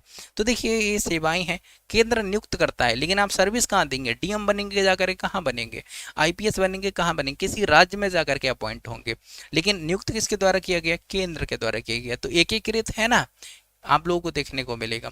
तो तीनों के तीनों ऑप्शन हैं, यानी कि उपरोक्त तो सही, सभी सही है, डी वाला क्या हो जाएगा, इसका सही हो जाएगा। चलिए हम लोग थोड़ा सा आगे बढ़ते हैं और नेक्स्ट क्वेश्चन को हम लोग देखते हैं। देखिए नेक्स्ट क्वेश्चन दिया रखा है इसका, नेक्स्ट क्वेश्चन है, निम्नलिखित कथनों पर विचार कीजिए। संसद कानून द्वारा किसी भी अंतरराज्यीय नदी या नदी घाटी के उपयोग के वितरण या नियंत्रण के संदर्भ में किसी भी विवाद या शिकायत का निर्णय कर सकती है, आप लोगों को देखने को मिलेगा। तो आप लोगों को एकदम सही बात देखने को मिलेगी। आर्टिकल 262 में ये अधिकार दिया गया है। अंतरराज्यीय परिषद एक संवैधानिक निकाय है जिसकी उत्पत्ति सरकार या आयोग की सिफारिश से हुई है। आप लोग देखने को मिलेगा, अभी हम आपको बताए भाई ये किस में बताया गया है, आर्टिकल में बताया गया है, तो ऐसा कुछ नहीं देखने को मिलेगा। भारत के राज्य क्षेत्र में सर्वत संघ के और प्रत्येक राज्य के सार्वजनिक कार्यों, अभिलेखों और न्यायिक कार्यवाहियों को पूरा विश्वास और पूरी मान्यता दी जाएगी। एकदम सही बात आप लोगों को देखने को मिलेगी। आर्टिकल 261 में आप लोगों को देखने को मिलेगा, यानी कि कितने ऑप्शन सही हैं, 2 ऑप्शन सही हैं। तो आप लोगों को देखने को मिलेगा इसका कौन सा सही हो जाएगा, केवल 2 आप लोगों को सही देखने को मिलेंगे। ओके, तो ये वाला ऑप्शन था। हाँ, अब देखिए ये वाला था, आप लोगों को देखने को मिलेगा कि यहाँ पर युग में लिखना था उनके लिए, तो यहाँ पर केवल 2 आप लोगों को देखने को मिलेंगे, क्योंकि देखिए यहाँ पर पहला और तीसरा कहीं ऑप्शन नहीं दिया रखा है। तो ये वाला था, वो वाला नहीं था। देखिए मैं आप लोग फिर से दिखा देता हूँ, मैं एक्चुअली कन्फ्यूज हो गया था कौन सा था। एक्चुअली मैं अभी कोई सा बताया तो था, चलिए कोई बात नहीं, आप लोग समझ गए होंगे। तो कौन सा था, ये वाला क्वेश्चन था जिसमें युग में लिखना था उनके लिए, तो लेकिन यहाँ पर वो कथन लिख दिए थे, मतलब केवल 1 केवल 2 टाइप का लिख दिए थे। ओके, तो चलिए हम लोग थोड़ा सा आगे बढ़ते हैं। तो वो वाला क्या होगा उसका आप लोग देख लीजिएगा, जो हम आपको टिक कराए थे वही वाला भी है। तो चलिए आगे बढ़ते हैं, देखते हैं संपत्ति के अधिकार की संवैधानिक स्थिति के संदर्भ में निम्नलिखित कथनों पर विचार कीजिए। तो चलिए विचार कर लेते हैं कि यह संविधान के भाग 11 के तहत एक विधिक अधिकार है, आप लोगों को देखने को मिलेगा। देखिए एक विधिक अधिकार तो है लेकिन 11 में नहीं, आपको 12 में देखने को मिलेगा। इस वजह से ऑप्शन क्या हो जाएगा, गलत हो जाएगा। ओके, इसके अलावा अगर हम लोग बात करें कि इसे संसदीय विधि के माध्यम से विनियमित या संशोधित किया जा सकता है, एकदम सही बात है।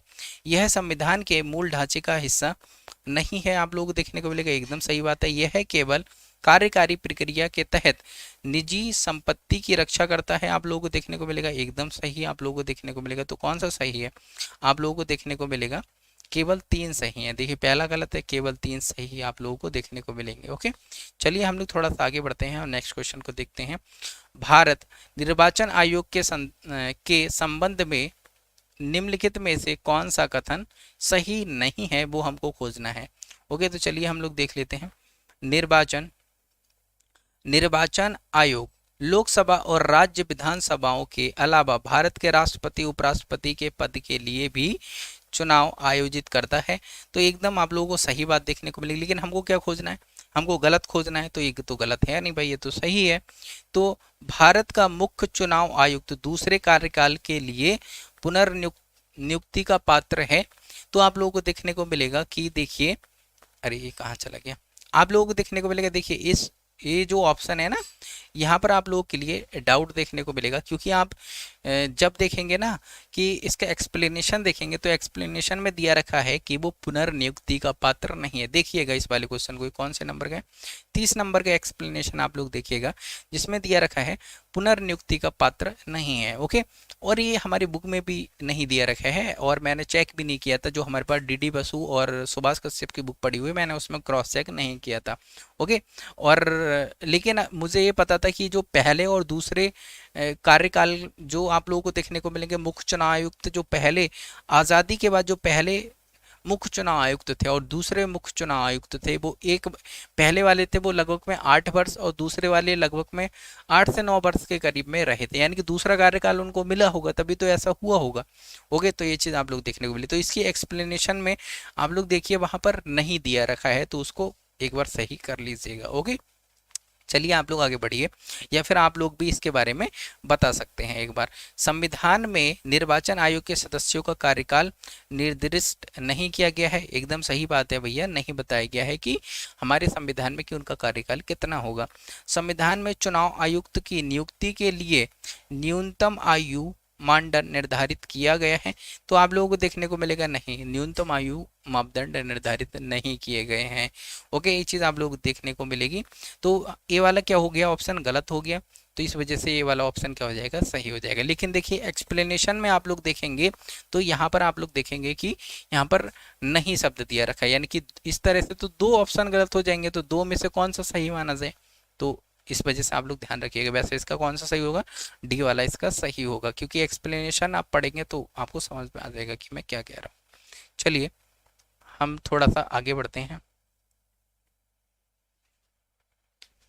चलिए, आपातकालीन प्रावधानों के संसदीय अनुमोदन तथा निरसन के संदर्भ में निम्नलिखित कथनों पर विचार कीजिए। तो चलिए हम लोग विचार कर लेते हैं कि 42 में संशोधन अधिनियम के द्वारा आपातकाल की उद्घोषणा को इसके जारी होने के 1 माह के भीतर अनुमोदित करना अनिवार्य कर दिया गया। तो आप लोगों को देखने को मिलेगा 42 माह नहीं बल्कि 44 माह आप लोगों को देखने को मिलेगा, उसके द्वारा ये किया गया। तो ये ऑप्शन क्या हो जाएगा, गलत हो जाएगा, क्योंकि ये 44 में के द्वारा किया जाता है। आपातकाल की उद्घोषणा को दोनों सदनों द्वारा विशेष बहुमत से पारित किया जाना चाहिए। ये आपको पहले तो साधारण बहुमत था, लेकिन 42 में, क्योंकि आप लोग जानते हैं कि इंदिरा गांधी ने इसका दुरुपयोग किया था। फिर इंदिरा गांधी की जब सरकार गई थी तो दूसरी सरकार आई थी, तो उसने क्या किया था, 42वां संविधान संशोधन किया, जिसमें से 44वां संविधान संशोधन किया। 44वें संविधान संशोधन के अंतर्गत विभिन्न सुधार किए गए, जिससे किसी सरकार के पास बहुत ज़्यादा पावर ना आ जाए। ओके, तो इस वजह से इसको क्या कर दिया गया, विशेष बहुमत। इंदिरा गांधी ने जब जो इमरजेंसी की जब घोषणा की, तो इमरजेंसी की घोषणा की तो इनके मंत्रियों को भी नहीं पता था, कैबिनेट मंत्रियों को भी नहीं पता था कि भैया आपातकाल लग चुका है। बड़ी समस्या उत्पन्न होगी, आप लोगों को देखने को मिलेगा। तो इस वजह से ऑप्शन क्या हो जाएगा भाई, गलत हो जाएगा। अरे गलत नहीं, ये सही हो जाएगा, क्योंकि विशेष बहुमत से आप लोगों को देखने को मिलेगा। दोनों सदनों द्वारा विशेष बहुमत से पारित किया जाना चाहिए, तो एकदम सही बात है। पहले ये साधारण बहुमत था, अब 44वें संविधान संशोधन के द्वारा अभी क्या हो गया, विशेष बहुमत हो गया। उद्घोषणा को रद्द करने के लिए दोनों सदनों द्वारा साधारण बहुमत से पारित किया जाना आवश्यक है। नहीं, आप लोगों को देखने को मिलेगा कि राष्ट्रपति किसी भी समय अपनी उद्घोषणा को वापस ले सकता है, या फिर केवल लोकसभा साधारण बहुमत से इस प्रकार का प्रस्ताव पारित करते तो भी ये उद्घोषणा क्या हो जाती है, समाप्त हो जाती है, आप लोगों को देखने को मिलेगा। 38वें संशोधन से पूर्व उद्घोषणा को राष्ट्रपति स्वयं ही रद्द कर सकता था, आप लोगों को देखने को मिलेगा गलत, ये 44वें के द्वारा किया गया था। ओके, तो ये गलत है ऑप्शन, आप लोगों को देखने को मिलेगा। तो कौन सा सही है, केवल दूसरा ही सही है इसमें। तो चलिए हम लोग देख लेते हैं, केवल क्या है, दूसरा ही सही है।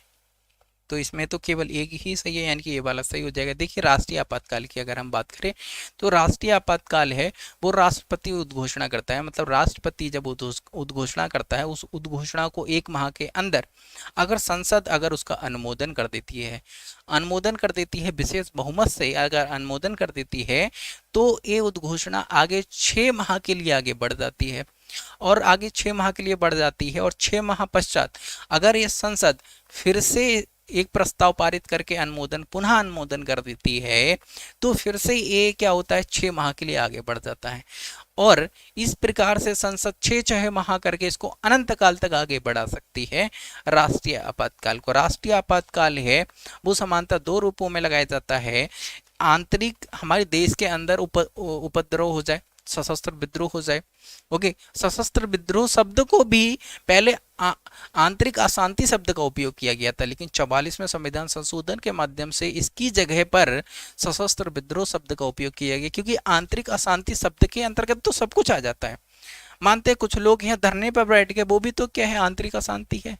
कुछ लोग क्या है, आपस में ही लड़ गए, कुछ थोड़ी सा झगड़ा बगड़ा कर दिया, शहर में तोड़ फोड़ कर दी थोड़ी बहुत आपस में किसी भी मुद्दे, वो भी तो एक क्या है, आंतरिक अशांति है। तो बोला गया कि भैया सशस्त्र विद्रोह, हथियार वथियार बंका बदगा लेकर के जब तक लाठी वाठी लेकर के नहीं निकलते हैं, तब तक राष्ट्रीय आपातकाल आंतरिक आधार पर नहीं लगाया जा सकता।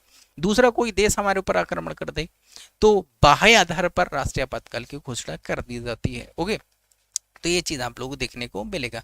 चलिए हम लोग थोड़ा सा आगे बढ़ते हैं, देखते हैं नेक्स्ट क्वेश्चन। भारत में राजद्रोह कानून के संदर्भ में निम्नलिखित कथनों पर विचार कीजिए। तो देखिए जो राजद्रोह आप लोगों को देखने को मिलेगा, भारतीय दंड संहिता जो आईपीसी की धारा 134A के अंतर्गत राजद्रोह के दंड का प्रावधान किया गया है, आप लोगों को देखने को मिलेगा। 134 नहीं बल्कि 124A के अंतर्गत किया गया है। ये तो कई बार मतलब हम भी पढ़ाए हैं और वैसे भी आप लोग पढ़े होंगे। तो ये ऑप्शन क्या हो जाएगा, गलत हो जाएगा। यह विधि सरकार के विरुद्ध निष्ठाहीनता, शत्रुता की भावना, असहमति को समाहित करती है। तो देखिए आप लोगों को ये देखने को मिलेगा कि राजद्रोह क्या है कि देखिए जो विधि के द्वारा स्थापित जो सरकार है उसको एक तरह से नकार देना, उसको उसके प्रति भड़काना, उसको गिराने की कोशिश करना, ऐसा कोई व्यक्ति करता है या कोई संगठन करता है, वो राजद्रोह के कानून के अंतर्गत आ जाता है, आप लोगों को देखने को मिलेगा। ओके, तो देखिए इसमें देखिए निष्ठाहीनता यानी कि उस सरकार के प्रति संविधान की जो प्रक्रिया है, वैधानिक प्रक्रिया है, उसका उपयोग करते हुए कोई सरकार है, यानी कि जनता की सरकार है वो, और उसी को कोई व्यक्ति नहीं मान रहा है, उसके प्रति भड़का रहा है, उसको गिराने की कोशिश कर रहे हैं, बहुत सारी चीजें हो सकती हैं। तो ये निष्ठाहीनता के अंतर्गत आता है। शत्रुता की भावना भी आप लोगों को देखने को मिलेगी, दूसरे देशों से जाकर के मिल जाना। ओके, मतलब दूसरे देशों का मतलब क्या है, ऐसे जो शत्रु देश हैं उनके साथ मिल जाना जाकर के। असहमति को शामिल नहीं किया गया, इन दोनों शब्दों को तो शामिल किया गया, लेकिन असहमति तो कई बातों पर हो सकती है, जैसे कि हम सहमत नहीं हैं कि मोदी जी ऐसा कोई प्रस्ताव लेकर के आए, या मोदी जी हैं रोजगार नहीं दे रहे इसलिए हम सहमत नहीं है कि भैया अच्छा कर नहीं कर रही सरकार, हम आलोचना कर रहे हैं, हम असहमत हैं किसी बात को लेकर के, किसी योजना को लेकर के, किसी विचारधारा को लेकर के हम असहमत है, तो असहमति है वो तो नहीं आ सकती ना राजद्रोह के अंतर्गत। वरना क्या हो गया कि भाई आपके पास में फंडामेंटल राइट्स का ही उल्लंघन हो जाएगा। आर्टिकल 19 अभिव्यक्ति की आज़ादी, तो अभिव्यक्ति की आज़ादी का ही उल्लंघन हो गया कि आप भाई ये भी नहीं कह सकते कि सरकार हमारे लिए ऐसा करो, तुम ऐसा क्यों नहीं कर रहे हो। तो ये भी आ जाएगा, तो इस वजह से ये गलत हो जाए, क्योंकि असहमति को समाहित नहीं किया गया है इसमें। यह एक प्रासामान्य एवं गैर जमानती अपराध है, आप लोगों को देखने को मिलेगा। ओके, आप लोगों को देखने को मिलेगा, देखिए यहाँ पर ये ऑप्शन क्या है, आप लोगों को सही देखने को मिलेगा। ओके, इस विधि के अंतर्गत आरोपित व्यक्ति को सरकारी नौकरियों से वर्जित किया जा सकता है। एकदम सही बात है भाई, वर्जित किया जा सकता है। केवल 2 सही देखने को मिलेंगे। ओके, तो क्या है, ये वाला आप लोगों को देखने को मिलेगा। ओके,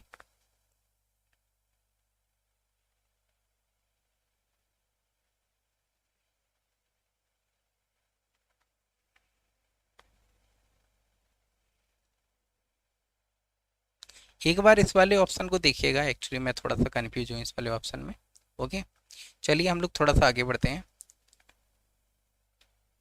यहाँ पर हिंदू उत्तराधिकार अधिनियम 1956 के बारे में निम्नलिखित कथनों पर विचार कीजिए। वर्ष 2005 से उत्पन्न होने वाले संपत्ति विभाजन के लिए महिलाओं को सहदाई के रूप में मान्यता दी गई है। भाई अब वो भी अधिकार रखती हैं, जितना एक एक लड़के का अधिकार है उतना एक लड़की का भी अधिकार है अपनी पिता की संपत्ति के ऊपर। तो इस वजह से ये क्या लाया गया था, एक अधिनियम लाया गया था। इस विधि के अंतर्गत बौद्ध, सिख, जैन, पारसी एवं आर्य समाज, ब्रह्म समाज के अनुयायी को भी हिंदू माना जाता है। आप लोगों को देखने को मिलेगा पारसी को रही, ईसाई हो गए, पारसी हो गए, साथ में जो मुस्लिम होते हैं उनको हिंदू के अंतर्गत नहीं लाया जाता है। ये चीज़ आप लोगों को थोड़ा सा ध्यान रख लेना, इस वजह से क्या हो जाए, गलत हो जाए। केवल एक ही सही है तब, तो ए वाला क्या हो जाएगा, इसका सही हो जाएगा। ओके, चलिए हम लोग थोड़ा सा आगे बढ़ते हैं और नेक्स्ट क्वेश्चन देखते हैं। नेक्स्ट क्वेश्चन दिया रखा है, निम्नलिखित कथनों पर विचार कीजिए। विक्टोरिया झील युगांडा, तंजानिया और केन्या के मध्य सीमा बनाती है। आप लोगों को देखने को मिलेगा, एकदम सही बात है। यहाँ पर तंगानिका झील जौरे, तंजानिया और जाम्बिया के मध्य सीमा बनाती है। तो आप लोगों को देखने को मिलेगा, एकदम सही बात है। चाड झील चाड नाइजीरिया और कैमरून के मध्य सीमा बनाती है। एकदम ये भी सही देखने को मिलेगा, यानी कि इसके सभी सही हैं। आप लोगों के लिए ये सही देखने को मिलेंगे। देखिए मैपिंग बताएंगे तो बहुत ज़्यादा समय लग जाएगा। निम्नलिखित युग्मों पर विचार कीजिए, क्योंकि मैपिंग केवल मुंह से नहीं बता सकते, लिख करके बताना होता है तो समय बहुत ज़्यादा लग जाएगा। बंदरगाह की बात करें और ये किसके लिए प्रसिद्ध है वो भी हम लोग देख लेते हैं। देखिए अगर हम लोग बात करें यहाँ पर कोच्चि बंदरगाह, जो आप लोगों को केरल में देखने को मिलेगा, एक ज्वारीय बंदरगाह है, मतलब ज्वार आता है और जाता है, उसी की मदद से यहाँ पर इसका विकास किया गया है। आप लोग देखने को मिलेगा भारत का पहला ट्रांसशिपमेंट यहाँ पर टर्मिनल है। तो एकदम सही बात आप लोगों को देखने को मिलेगी। कोलकाता बंदरगाह, तो कोलकाता आप जानती हैं भैया, कोलकाता में होगा। भारत का एकमात्र प्रमुख नदी तटीय बंदरगाह आप लोगों को देखने को मिलेगा, क्योंकि अंदर है, आप लोगों को देखने को मिलेगा नदी तटीय बंदरगाह देखने को मिलेगा। यहाँ पर बादभा बंदरगाह जो है ये भारत का 12वां प्रमुख बंदरगाह है। तो आप लोगों को 12वां नहीं, ये 13वें नंबर का प्रमुख बंदरगाह देखने को मिलेगा। ये वाला क्या हो गया, गलत आप लोगों को देखने को मिलेगा। तो पहला दूसरा क्या है, सही है, यानी कि 2 युग में सही है, केवल 2 युग में सही है। तो ये वाला ऑप्शन क्या हो जाएगा, सही हो जाएगा। चलिए हम लोग आगे बढ़ते हैं, देखते हैं। निम्नलिखित कथनों पर विचार कीजिए। यहाँ पर पहाड़ी दे रखी है, इधर अवस्थी दे रखी है। यहाँ पर शेषचलम पहाड़ियाँ हैं, ये कहाँ हैं, आंध्र प्रदेश में। तो एकदम सही बात है, आंध्र प्रदेश में आप लोगों को देखने को मिलेंगी। यहाँ पर जवादी पहाड़ियाँ जो हैं ये कहाँ पर आप लोग देखने को मिलेगी, मध्य प्रदेश में। ये मध्य प्रदेश में नहीं, आप लोगों के लिए तमिलनाडु में देखने को मिलेंगी। यहाँ पर मैं शॉर्ट में लिख देता हूँ, तमिलनाडु में देखने को मिलेंगी। यहाँ पर सतमाला पहाड़ियाँ उड़ीसा में नहीं, आप लोगों के लिए महाराष्ट्र में देखने को मिलेंगी। तो इस वजह से ऑप्शन क्या हो जाएगा, गलत हो जाएगा। अन्नामुडी है, तो अन्नामुडी कहाँ है, केरल में। तो अन्नामुडी आप लोग जानते होंगे, अन्नामलाई की ही सबसे ऊंची पीक आप लोगों के लिए देखने को मिलेगी। ओके, ये दक्षिण भारत की सबसे ऊंची चोटी भी आप लोगों को देखने को मिलेगी। तो पहला और दूसरा सही है, यानी कि 2 युग में सही है, तो केवल 2 युग में सही है। बी वाला क्या हो जाएगा, सही हो जाएगा। नेक्स्ट हम लोग देखते हैं कि दक्षिणी गोलार्ध में समानता वर्षा का सबसे बड़ा दिन कब होता है? तो आप लोग देखने को मिलेगा दक्षिणी गोलार्ध में जब सूर्य देवता उधर होंगे तो सबसे ज्यादा वर्षा होगी। सूर्य देवता दक्षिणी गोलार्ध में कब होंगे? जब सूर्य देवता कर्क रेखा पर लंबवत मकर रेखा पर लंबवत होंगे। कर्क रेखा में लंबवत होंगे तो उत्तरी गोलार्ध में सूर्य देवता होंगे। दक्षिणी गोलार्ध की बात की जा रही है तो दक्षिणी गोलार्ध में सूर्य देवता हैं वो कब लंबवत होते हैं? मकर रेखा पर दिसंबर के समय होते हैं। कब होते हैं? दिसंबर के समय होते हैं। तो आप लोगों को देखने को मिलेगा लगभग में 21 से 22 दिसंबर के बीच का जो समय होता है, इस समय सूर्य देवता लंबवत होते हैं। यानी कि ये कौन सा वीक पड़ेगा? आप लोगों को देखने को मिलेगा ये माह के दूसरे भाग में, यानी कि 15 दिनों के बाद का जो भाग होगा उसमें पढ़ेंगे ना ऐसा करके, तो ये वाला क्या हो जाएगा हमारा? सही हो जाएगा। चलिए हम लोग, क्योंकि उसी समय सूर्य तब ज्यादा प्राप्त होगा, जब सूर्य तब ज्यादा प्राप्त होगा तो बाष्पीकरण ज्यादा होगा, जब बाष्पीकरण ज्यादा होगी तो वर्षा ज्यादा होगी, आप लोगों को देखने को मिलेगा। बहुत ही सिंपल बात है। चलिए हम लोग थोड़ा सा आगे बढ़ते हैं। नेक्स्ट क्वेश्चन दिया रखा है यहाँ पर, भारत के संदर्भ में निम्नलिखित कथनों पर विचार कीजिए। लौह एक्स को गलाने के लिए मैंगनीज एक महत्वपूर्ण कच्चा माल आप लोगों को देखने को मिलेगा। एकदम सही बात है। यहाँ पर मैंगनीज मुख्यतः धारवाड़ क्रम की चट्टानों से संबंधित है, तो एकदम सही बात देखने को मिलेगी। राजस्थान मैंगनीज का प्रमुख उत्पादक है, नहीं राजस्थान नहीं है, आप लोगों को देखने को मिलेगा उड़ीसा है। कौन है? उड़ीसा है वो मैंगनीज का प्रमुख उत्पादक देखने को मिलेगा। इसका उपयोग ब्लीचिंग पाउडर, कीटनाशक और रंग रोगन और बैटरी के निर्माण में किया जाता है। एकदम सही बात आप लोगों को देखने को मिलेगी। यानी कि क्या हो गया इसके? पहला, दूसरा और चौथा, पहला, दूसरा और चौथा, यानी कि इसका कौन सा हो जाएगा? बी वाला क्या हो जाएगा? सही हो जाएगा। हम लोग नेक्स्ट देखते हैं, निम्नलिखित देशों पर विचार कीजिए। चलिए हम लोग विचार कर लेते हैं। यहाँ पर बोल रहा है कि यूक्रेन देश है उससे कौन कौन सी सीमा साझा करता है, तो चलिए हम लोग देख लेते हैं। इस्टोनिया है, उससे इसकी सीमा नहीं लगती। आप लोग एक बार मैप देखिएगा, इसमें मैप दिया रखा है, आप लोग सोल्यूशन देखेंगे तो स्लोवाकिया है तो स्लोवाकिया टच करता है। लिथुआनिया टच नहीं करता है, आप लोगों को देखने को मिलेगा। पोलैंड टच करता है, आप लोगों को देखने को मिलेगा। बेलारूस है वो भी टच करता है, आप लोगों को देखने को मिलेगा। ओके, तो ये वाला ऑप्शन क्या हो जाएगा? गलत हो जाएगा। मैसेडोनिया टच नहीं करता है। टोटल कितने? 7 देश हैं जो यूक्रेन से सीमा साझा करते हैं। आप लोग एक बार मैप देखिएगा, आप लोगों को समझ में आ जाएगा। चलिए हम लोग देखते हैं तो कौन सा सही है। 3 सही है इसमें, तो केवल 3 सही है, बी वाला क्या हो जाएगा? सही हो जाएगा। चलिए हम लोग आगे बढ़ते हैं, देखते हैं निम्नलिखित कथनों पर विचार कीजिए। भारत में कुल अधिष्ठापित विद्युत का लगभग 5% जल विद्युत से प्राप्त होता है। आप लोग को देखने को मिलेगा 5% नहीं, 5% से ज्यादा होता है, लगभग में 10 से 11% के बीच में होता है। तो 11% हम लोग मान लेते हैं, 11% है वो जल विद्युत से हमको विद्युत प्राप्त होती है। अधिष्ठापन क्षमता के संदर्भ में भारत की दोहन योग्य जल विद्युत क्षमता लगभग 1,48,700 मेगावाट अनुमानित है।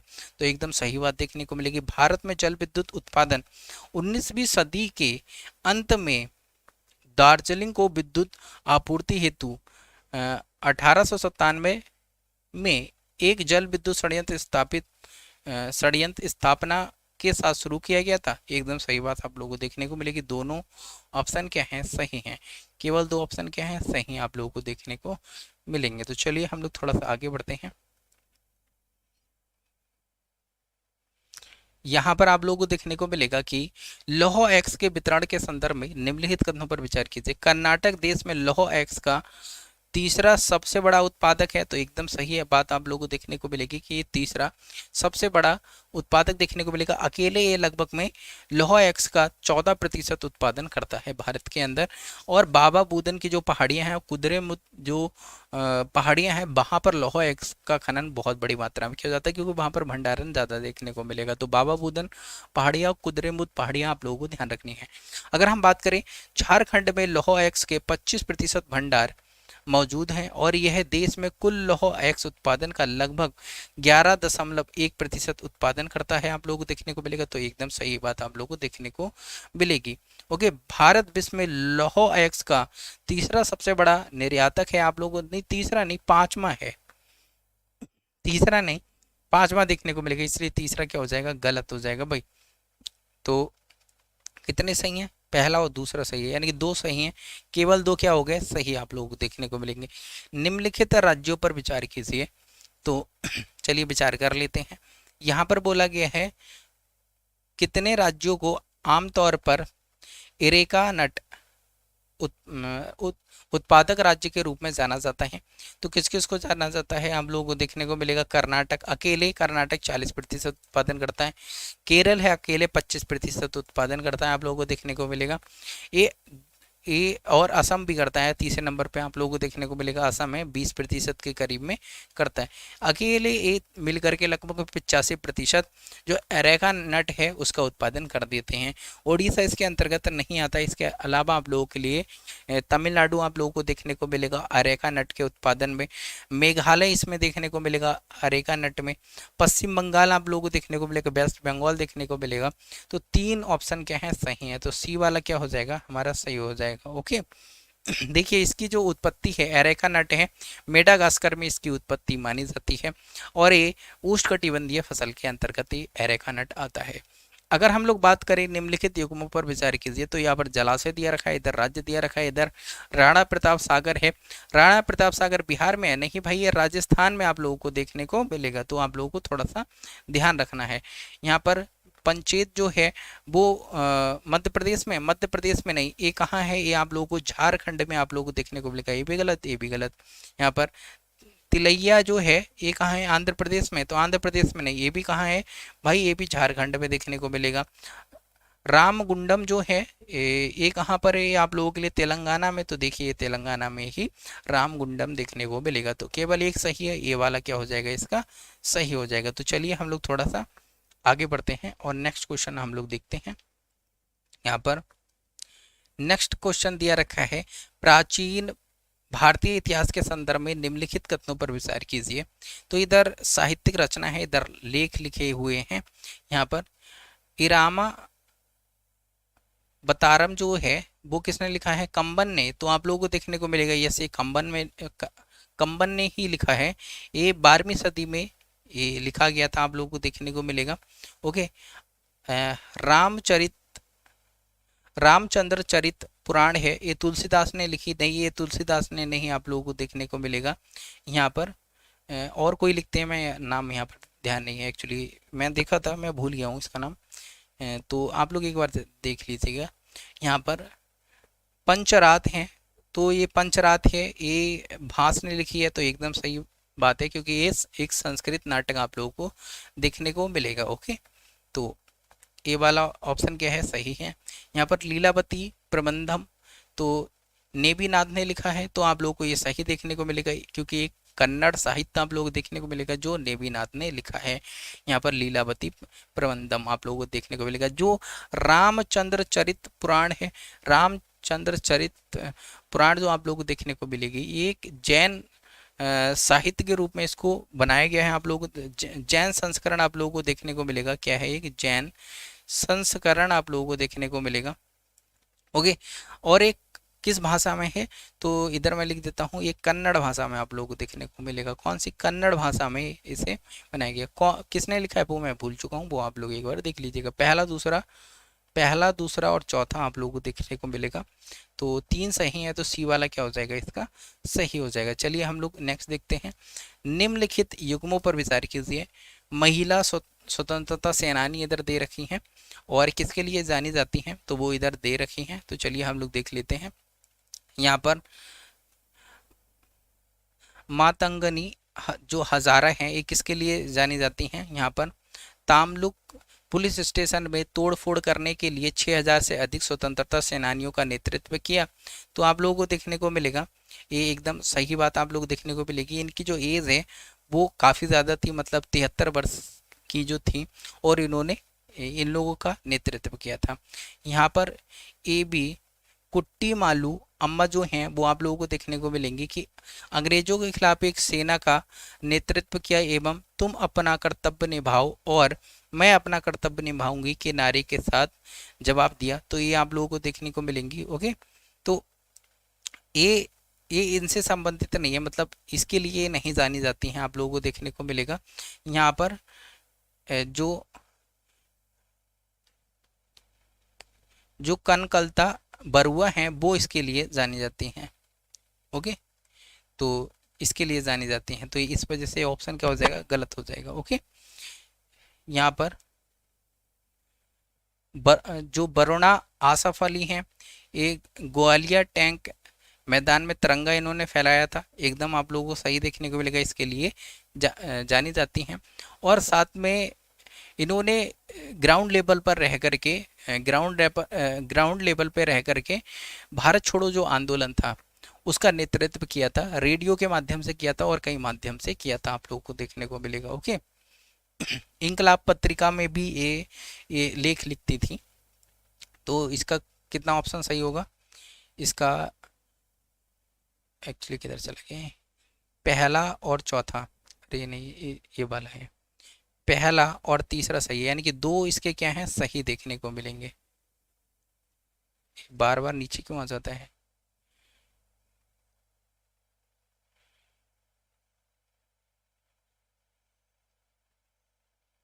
इसके क्या हैं, दो सही। एक्चुअली हमारा कंप्यूटर हैंग कर रहा है, अपने आप वहाँ पर चला जाता है, मैं ऊपर करता हूँ, देखिए इसको क्या हो गया, बुखार आ गया क्या, एक सेकेंड रुकिएगा, मैं देख लेता हूँ रिकॉर्डिंग हो रही है।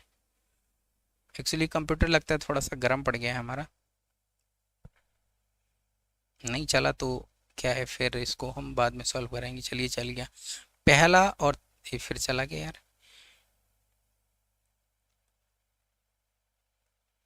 ये पता नहीं यहाँ पर क्या हो गया है, हमारा कंप्यूटर हैंग कर गया है, ये अपने आप जैसे ही मैं इसको ऊपर लाता हूँ तो ये गायब हो जाता है। ये तो दो ठीक हैं इसके, फिर चला गया। चलिए बार बार कंप्यूटर अपने आप वहाँ पर आ जा रहे हैं, तो ये इसमें कुछ दिक्कत आ गई है, मैं इसको कैंसिल कर देता हूँ वरना ये डिस्टर्ब करेगा। मैं आप लोगों के लिए एक बार ग्रुप दिखा देता हूँ। ये हम लोग 5 क्वेश्चन और बचे थे, वो हम जब मैं नेक्स्ट इसका पार्ट आप लोगों को सॉल्व कराऊंगा तब बता दूंगा। ओके, एक सेकेंड, देखिए ये सारे अपने ग्रुप हैं, जैसे क्या है आप लोगों को देखने को मिलेगा यहाँ पर, जैसे आप लोग जो अपने ये चैनल पर जाएंगे, एक सेकंड मैं आप लोग दिखाता हूँ किस तरह से ग्रुप को ज्वाइन करना है। जो लोग इंडिविजुअल ग्रुप ज्वाइन करना चाहते हैं, जो लोग सेल्फ स्टडी करते हैं, वो लोग 49 रुपये पर मंथ वाला पेड ग्रुप ज्वाइन कर लीजिए, यहाँ पर A to Z सब कुछ मिलता है। ओके, लेकिन अगर जो इंडिविजुअल ज्वाइन करना चाहता है तो वो यहाँ पर देखिए, आप लोग हमारी यूट्यूब चैनल पर आएंगे तो यहाँ पर आप लोगों के लिए देखिए प्रोफाइल में ही ऊपर जो प्रोफाइल होती है, लोगो जहाँ पर दिखता है वहाँ पर ही देखिए 8 लिंक्स लिख करके आ रहे हैं ना, तो यहाँ पर ही यूट्यूब ने हम लोगों को एक ऑप्शन दे दिया है, तो यहाँ पर ही सारे लिंक्स मिल जाएंगे। तो जैसे ही आप इस पर क्लिक करेंगे तो इस तरह का इंटरफेस खुलेगा, देखिए इस तरह का इंटरफेस खुलेगा आप लोगों के लिए। तो देखिए यहाँ पर पहले वाले पे क्लिक करिए तो ऑल इन वन ग्रुप में चले जाएंगे। कुछ इसके रिलेटेड कोई जानकारी चाहिए तो नीचे हमने दे दिया है, यहाँ पर आप लोग हमसे क्वेश्चन पूछ सकते हैं, कोई डाउट है वो पूछ सकते हैं। इसके अलावा देखिए जो आप लोग देखने को मिलेगा 99 रुपये इंडिविजुअल ग्रुप्स हर टेस्ट सीरीज का, जैसे विजन का अलग एक ग्रुप बना देंगे, दृष्टि का एक ग्रुप अलग बना देंगे, पीसीएस का एक अलग ग्रुप बना देंगे, आरओ का एक अलग ग्रुप बना देंगे, और किसी को कोचिंग जैसे इनसाइट आईएएस की जब टेस्ट सीरीज आएगी उसका एक अलग ग्रुप बना देंगे। आप जो भी लेना चाहते हैं, सिर्फ आप दृष्टि का लेना चाहते हैं तो उसका ही सिर्फ ज्वाइन कर लीजिए, सिर्फ 99 रुपये में पूरे साल आप लोगों के लिए टेस्ट सीरीज मिलेगी। विजन ज्वाइन करना चाहते तो सिर्फ जाइए विजन का ग्रुप ज्वाइन कर लीजिए, वहां पर विजन में पूरी 2024 की लेटेस्ट आपको टेस्ट सीरीज मिलेगी। ओके, जैसे ही आप इस पर क्लिक करेंगे, इस वाले ऑप्शन पे जैसे क्लिक करेंगे तो आप हमारे एक बूट पर आ जाएंगे। इस बूट में आप लोगों को इस तरह से ये बूट दिखेगा, यहाँ पर देखिए विजन का अगर आप लोगों को ज्वाइन करना है तो आप यहाँ पर क्लिक कर सकते हैं, दृष्टि का ज्वाइन करना है तो आप लोग इस लिंक पर क्लिक कर सकते हैं। जैसे लिंक पर क्लिक करेंगे पेमेंट की से आपके पास एक मैसेज आएगा, उस मैसेज पे क्लिक करिएगा और आप ग्रुप ज्वाइन कर जाएंगे। ओके, वो लिंक सिर्फ एक ही बार जैसे ही आप ज्वाइन हो जाएंगे, वो ज्वाइन होने के बाद वो लिंक एक्सपायर हो जाता है, यानी कि आप जब सक्सेसफुली ज्वाइन हो जाएंगे तो वो लिंक दोबारा से ओपन नहीं होगा, जो ज्वाइनिंग लिंक आपके मोबाइल पर आएगा। ओके, तो आपको यूट्यूब पर आकर के जब देखेंगे तो हमारा ग्रुप मिल जाएगा। ओके, तो ये चीज़ आप लोगों को देखने को मिलेगी। तो देखिए आप विस्तार में जानना चाहते हैं तो देखिए जैसे ही आप इस बूट को स्टार्ट करेंगे तो आप लोगों के लिए सारी चीज़ें यहाँ पर सारी जानकारी आप लोगों को मिल जाएगी। देखिए हम आप लोगों को दिखा देते हैं, एक सेकंड रुकिएगा। जैसे ही आप लोग देखेंगे यहाँ पर ये देखिए इस तरह से पूरी जानकारी यहाँ पर दे रखी है, लिंक्स दिए रखे हैं। यहाँ पर एक स्टार्ट का बटन आता है, जैसे उस पर क्लिक करेंगे अपने आप हो जाएगा। ओके, तो एकदम परेशान नहीं होना है आप लोगों के लिए। तो बहुत सारे लोग हैं वो आकर के इसमें ज्वाइन करते हैं, ज्वाइन हो जाते हैं। और ये देखिए हमारे ये सारे ग्रुप हैं, मैं आपको ग्रुप दिखा देता हूँ। ये देखिए फ्री ऑफ कॉस्ट आप लोगों के लिए न्यूज़पेपर ग्रुप है, 171 लोग जुड़ गए हैं, परसों ही एक ग्रुप बनाया है, 170 लोगों से ज़्यादा हो चुके हैं। ये देखिए ट्रस्टी का ग्रुप बना दिया है, इसमें देखिए ज़्यादा मेंबर नहीं जुड़ते हैं, इसी वजह से मतलब 20-25 मेंबर ही इसमें 20-25 मेंबर जोड़ेंगे तो थोड़े पैसे आ जाएंगे, जिससे हम और टेस्ट सीरीज मंगा पाएंगे। ओके, क्योंकि आपको ऑन टाइम पर टेस्ट सीरीज हम प्रोवाइड कराते हैं, तो हमें भी कॉस्ट देनी पड़ती है, मंगानी पड़ती है ऑन टाइम पर। ये विजन का है, आप लोग देख सकते हैं कि जो 13वां टेस्ट है वो भी आ गया है।